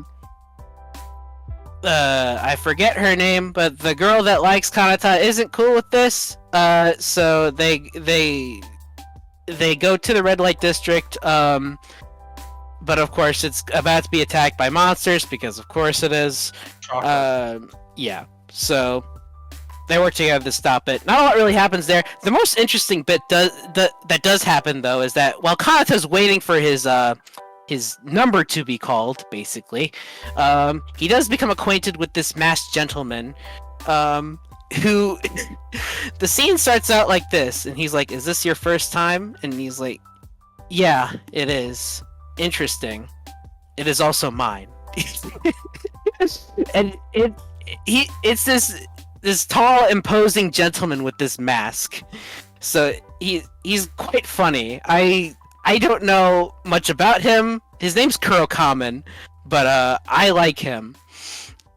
And he ends up piloting the coffin that basically takes out all the enemies that everyone else couldn't. So he's a right badass, but we don't know much about him. But yeah, Kanata ends up not losing his virginity, and that's pretty much that. So yeah, there's enough here that keeps me interested, but it's I wasn't that huge on episode 3 aside from the stuff with Kurokamen. But I'm willing to give it more time. I'm willing to give it another episode or two.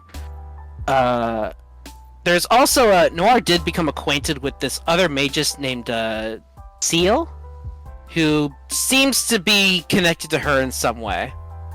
So curious about that, but don't know what that will amount to.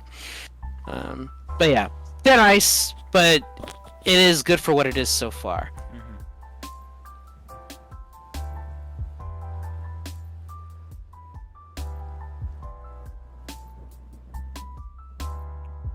Oh But boy. we can move on. I wish I could. Uh-oh, what happened? Thing is Is there a not glitch in the responding Matrix? again. Uh-oh.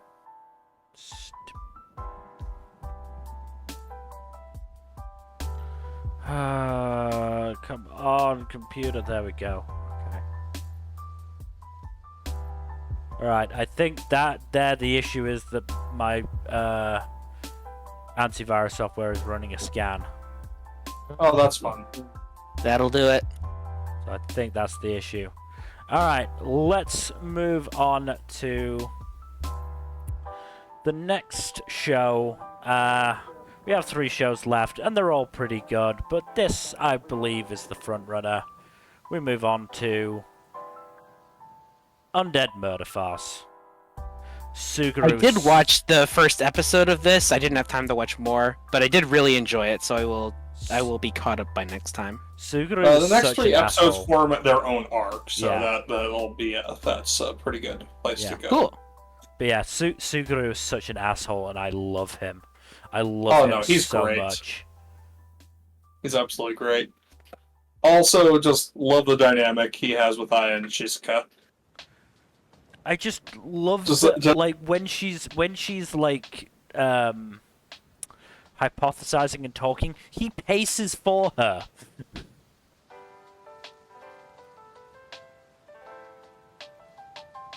Oh no. Mil, can you hear Not me? again. Oh no, come on. Okay, there he is. Hey, Mil. Right, I'm putting a stop to this.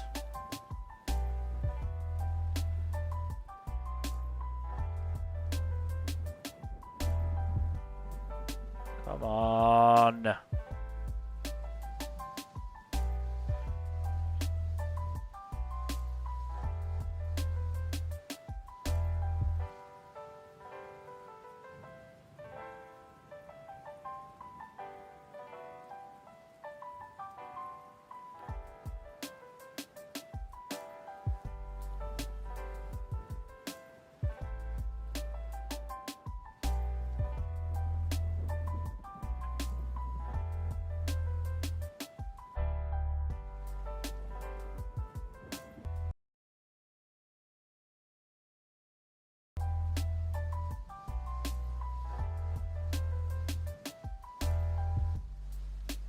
I'd like it known that that time I didn't even try and do anything. That was just the computer fucking up.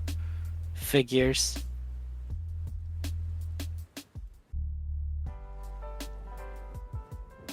But yeah, I'm gonna have the I'll do it after the stream, but I'm gonna have the antivirus software like do its fucking scan, not when I might actually be streaming and doing something. Yeah, I don't think that's a really good idea. Anyway, yes, what I was saying before my shitty computer rudely interrupted me. I just love how Suguru like fucking paces for Aya. Oh good, the scan is complete. No threats were detected. Wonderful. Well, that's good.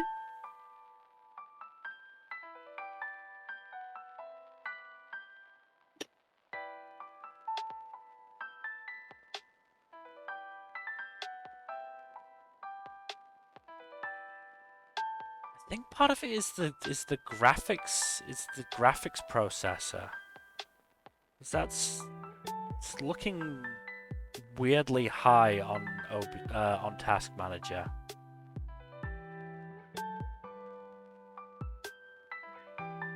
I'll do something about it.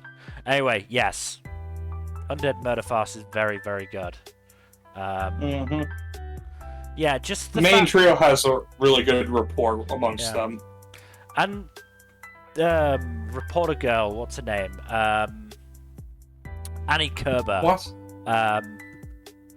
Seemed like she was fitting in with them quite well as well. Also, I know that the butler didn't do it, but it was very funny to say that the butler did it, even though it wasn't true. I mean, it was tragedy and hilarity in that, and I'm not going to say exactly who it is for number's sake, but the true culprit was clearly trying to have this, serious "oh woe is me" moment, and Suguru just shit all over it. Oh yeah, no, Suguru wasn't giving him the time of day, really. He was just clowning on the culprit constantly. Just going because it's what it's what the culprit deserved. Yeah, just going full fucking showman, and it's so fucking funny. But just look, it's exactly how I treated Akechi the first time I faced him in Persona 5, where literally he could do nothing to me because I had a persona I had a couple of personas that just blocked everything he could do, and he's trying to give this big emotional speech, and I'm just fucking shitting all over it. Yep. That is exactly what happened here, and it's just perfect. We also got a glimpse at the villains as well. Also, I do appreciate that the mystery was a fair play mystery. You could figure it out with just the clues that you were given. Yes. It was genuine detective work. There wasn't much, supernatural. Oh, and I, deduced this with the power of my brains. How did you deduce it? I deduced it. Cough, cough, detective is already dead. But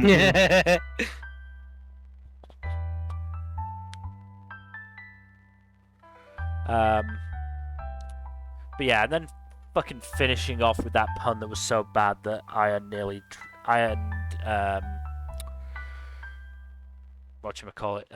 left him behind.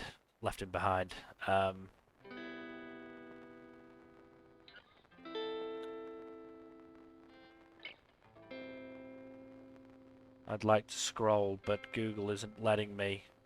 Why are you not letting me, Chrome? Oh, now Task Manager's not responding. Great. That's fun.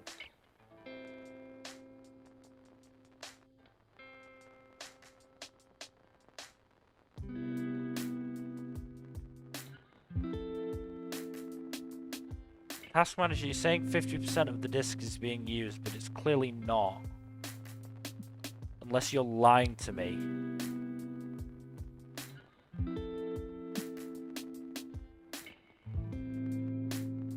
Alright, no, it's actually 100% of the disk.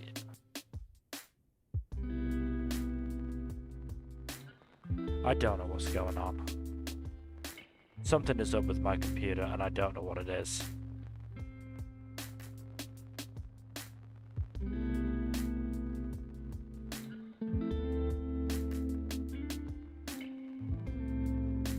Anyway,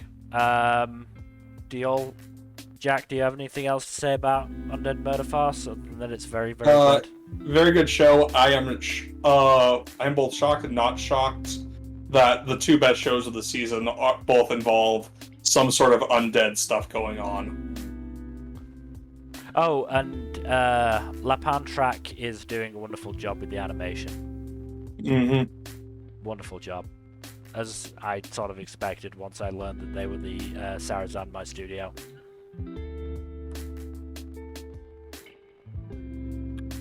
But yes, let us move on to the next show, which is Yohane the Parhelion, Sunshine in the Mirror. Alright, the end of episode 2 and episode 3 was fucking wild. I did not expect that. Yeah, what the hell? I'm actually... Like, throughout episode 2, I was like, alright, I'm not sure whether this is gonna be for me. It was good, but I was sort of struggling through Yohane's, mess of a personality, I guess, or mess of a life. Yeah. And then suddenly she gets taken hostage by fucking zombie deer and the 3 sisters who run the inn just fucking show up in vigilante costumes. What the fuck? And it's just like, okay. Then the next episode happens where, they fight the zombie deer. And then guess who shows up? The fucking chief of staff of the administration department shows up in a fucking Kamen mech. Rider. Like, shows up in full armor and motorbike. Does an Akira slide? Like, what the fuck? With her fairy sister being the AI in the motorbike. Yeah, like okay, this is new. I wasn't expecting this. And Yohane uses magic to bring them together in order to fight a couple of deer. Yeah. A couple of mutant evil deer. Things then calm down for the next couple episodes, but not in a bad way by any stretch. There's still some good stuff. I assume the Mari stuff would probably hit a little harder if you knew her from the main series. I mean, it was still pretty good, but I imagine it probably does. And we have now met all of the cast members, I believe, all the main cast members from Love Live. I initially didn't think that was the case, but I forgot that Yohane isn't actually her name. Oh, yeah. Yeah, Yohane is her freaking Chunibyo name. Which fits perfectly for this series. Oh, yeah, I know.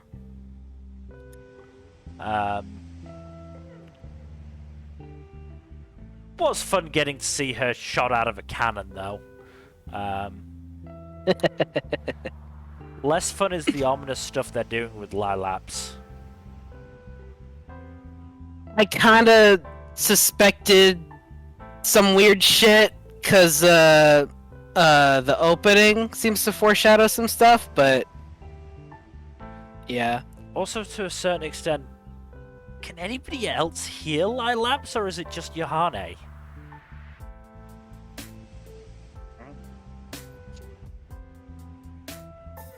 Like, it's somewhat unclear as to whether anybody else can actually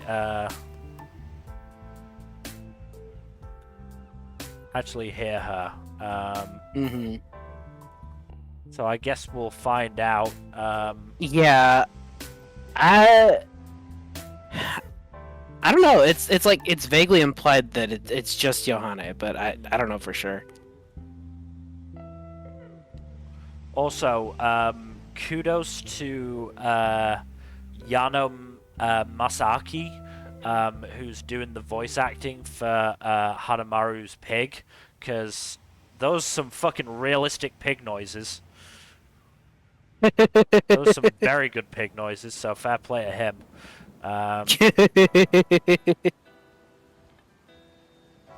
Also, just how obviously, like, Chika, her sisters, and Daya and Ruby were with the whole, like, costumes thing.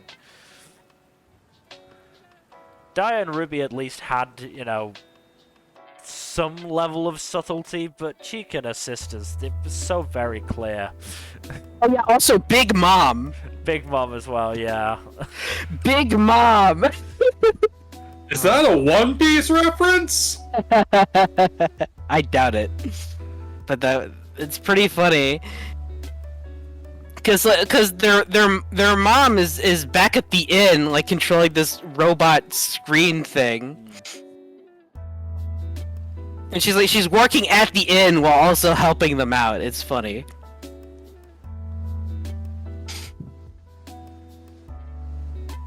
But yeah, at the very least, it's nice to see Yohane, finding her place in Nimazu.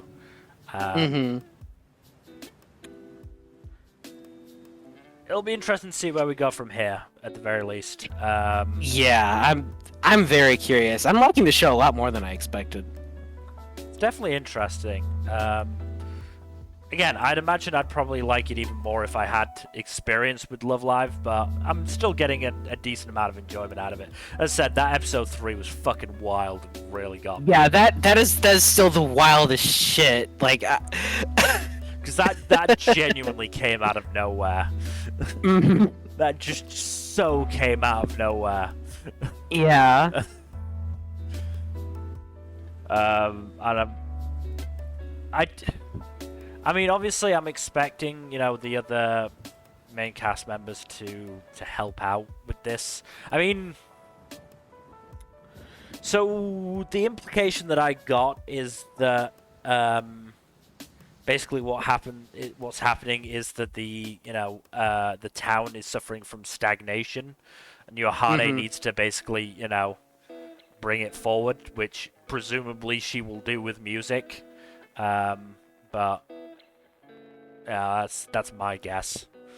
That was what I inferred from what Mari said, and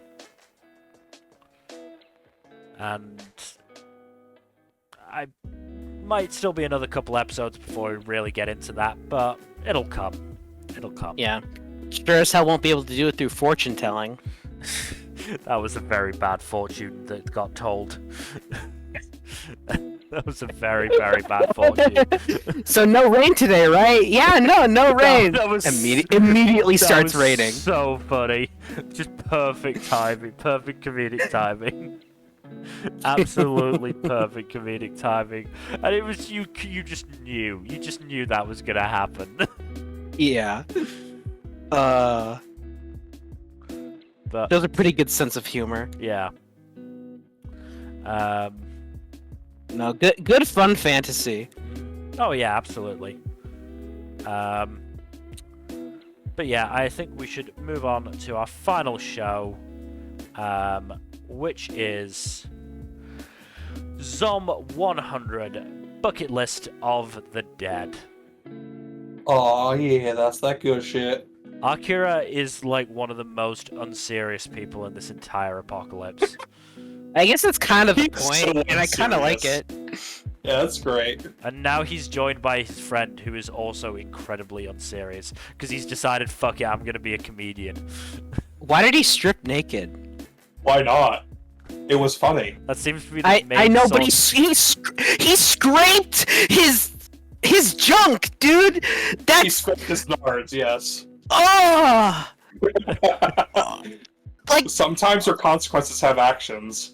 I'm sorry, actions have consequences. Like, there's committing to the bit, and then there's just, oh, dude, was that really worth it? Damage, yes.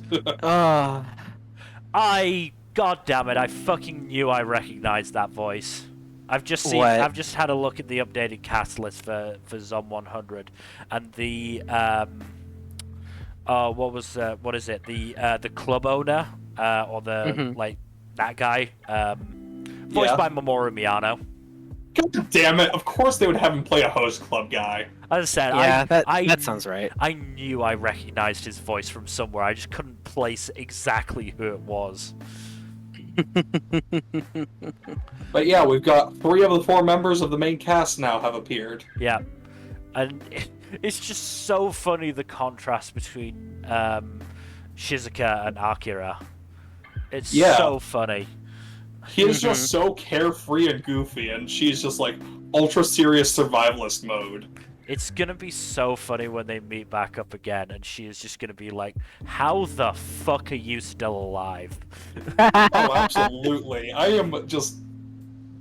That meeting is going to be so fucking funny. I mean, Akira's basically just gonna go, "Oh, still enjoying the apocalypse though. Have you met my naked comedian friend?" But yeah, I do like the bromance relationship between Akira and Kensho as well. It's very nice. They're good friends. Mm-hmm. One thing I am a little curious to see, I don't know if we'll actually get to see it this season, regarding Akira's list, one thing on there is seeing his parents. Yes. Mm-hmm. That's what I'm really curious about. That's Yep. That could be some wonderful comedy, or it could be very, very sad. Yeah, it could be really, really sad. So Just have to wait and see, I imagine. How many Yeah. episodes is this season supposed to be? 12. 12. Not sure if the way it's paced it'll get to the point I'm thinking it'll get to before the end of the season. I know for sure they're going to get to a certain point before that, but I don't know if they're going to get to the point I'm thinking of. Okay, you've clearly read the manga. Just tell me Yep. one thing about the remaining cast member. Where on the seriousness scale does she fall? Please tell me it's She towards is the a Akira end. German exchange student who is a hardcore Japanophile. So She's towards, very unserious. so towards the Let's Akira go. end. Towards the Akira end. Yes, Let's- she's very unserious. let's go! I'm excited. I cannot wait. Again, I can't wait for her to meet Shizuka. Shizuka's gonna see her. Assuming from the OP, gonna see her in the armor. Go. Finally, somebody who's taking the zombie apocalypse seriously. Konnichiwa. Beatrix Let's go. Samurai des. I love a good weeb character. It's gonna be fucking great. I'm ready. No, she's great. She is a fun character. Because look, He looks very fun. Because look, I can't, off the top of my head, I can only think of maybe like one or two like zombie medias that don't treat it fully seriously. The other ones are what? Zombieland Saga, and Zombieland Saga, and Shaun of the Dead. Yeah, and even Shaun of the Dead does generally take it seriously. It is just the fact that it happens to be, you know, A comedy. average British people in the middle of the zombie apocalypse rather than some, you know, fucking American movie stars. So, like Zombieland, Yeah. which is also very unserious. Yeah. So it's really nice to get that change in tone. Mm-hmm. And to be fair, there are some, you know, really serious bits in it. I mean, you know, Yeah. I do like the juxtaposition between the Akira Kensho stuff and the ultra-serious host club defense yeah. bit. But I mean, even It works really nicely. yeah, even Kensho stuff was pretty bad until Akira showed up. I mean, being Yeah. trapped in that fucking BDSM room. I mean, to be fair, the concept is humorous, but It's pretty Yeah. fucking dark. yeah. Like, he just happened to be lucky that he wound up in a love hotel with a BDSM room. Yeah. That is the only reason he is still alive. Well, the fact that the client he was the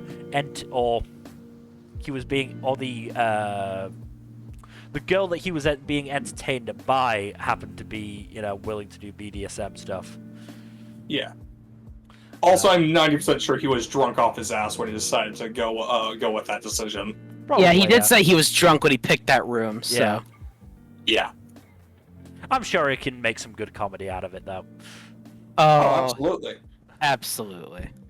Next episode's going to be an interesting one as well. That one's also been delayed by a day. Yeah. Man. But only on some services, so I think it's just an issue of, like, distribution. Man. It might be that the, you know, transfer of the materials might have been delayed rather than anything else. Yeah, that's what I'm actual, thinking. rather than the actual production of the episode. Because isn't there some weather shit going on in Japan or something? Probably. I could be wrong, though. Probably. There's always some sort of weather shit going on in Japan. Yeah, I think I remember hearing something about that, but I don't know for sure. It is summer, so it might just be a typhoon. Yeah.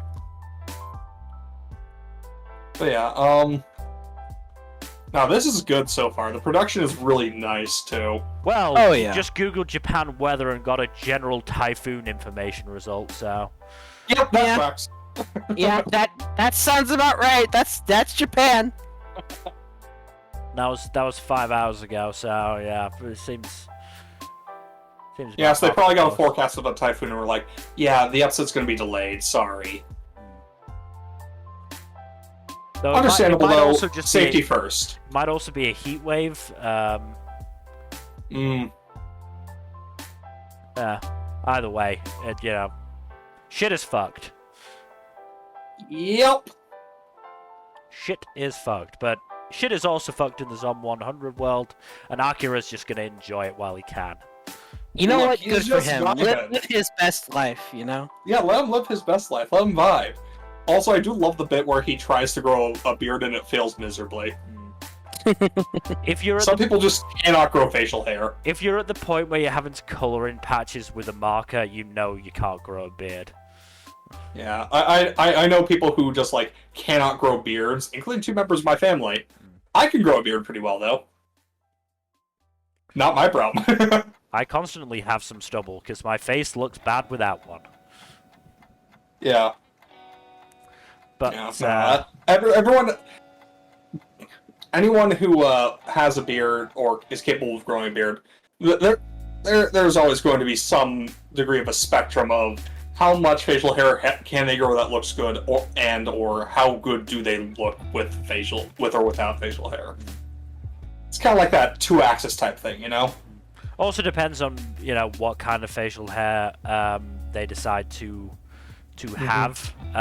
Will depend because I had a lecturer at university who had the full-on like curly end mustache that just completely fucking worked on him because he looked like a Victorian gentleman anyway. And the good kind, not the Jacob Rees-Mogg kind. But yes, going back to Zone 100, I did just love the contrast between Akira's journey to the convenience store and Shizuka's. Yes. It's just such a delightful contrast. She plans it out meticulously. She has a list of everything she needs to get. She has security set up outside. He's just strolling up all casual, like, from his bike. Just having the fucking time of his life. Chanting beer. Yeah. As he gets more beer. It's just so insane. Beer. The man is no thoughts, head empty, only vibes at this point. And Yeah. you know what? Good for him. Yeah. But I think that's everything for Zone 100. I do actually have a couple of things left for... I remembered a couple of things that I forgot from Malevolent Spirits, so I just want to go back to that for a quick second. Okay. I guess. So Fine. the manga ended very recently. Like, Oh, interesting. June 19th recently. So I'm wondering if we probably won't get it this season, but if there's another season, we might actually get a full adaptation. I don't know. That's neat. I'm fingers crossed. Oh, that's cool. The second thing is that a subplot in the second episode was the Bureau of Traditional Music like figuring out the Nagatsuki Tsukumogami's plan for Hyoma and Botan, and Haru gets like really serious about it. What are you gonna do now? And they're just like, nothing. I just wanted to confirm my hunch. Good for you. You keep doing you. It's just like, I love the Bureau. They're so great. They're so ridiculously unconcerned with everything that they should be. So the manga is 16 volumes. So I don't think a 2-core anime is necessarily enough to adapt that fully. And to be fair, considering, end of June 19th, they probably wouldn't, production-wise, they probably wouldn't be able to do it. But I'm hopeful that if it got a 2-core in the first place, that they might be willing to do a full adaptation. Maybe. I'd probably have to do one more core to finish the adaptation properly. At least one more core, yeah. I'm not Depends sure. on the pace, because like some adaptations do like half a volume per episode and are decently paced because they're action heavy or whatever. Yeah. Others have to do like 4 episodes per volume or more because it's much more dialogue heavy. Yeah, I'm not 100% sure, you know, what how quickly they're going through the source material, but yes, that I think will be that. We'll call it here. Thank you everybody for watching. Hopefully you have enjoyed us rambling on about anime. Gone on significantly longer than the premiere stream.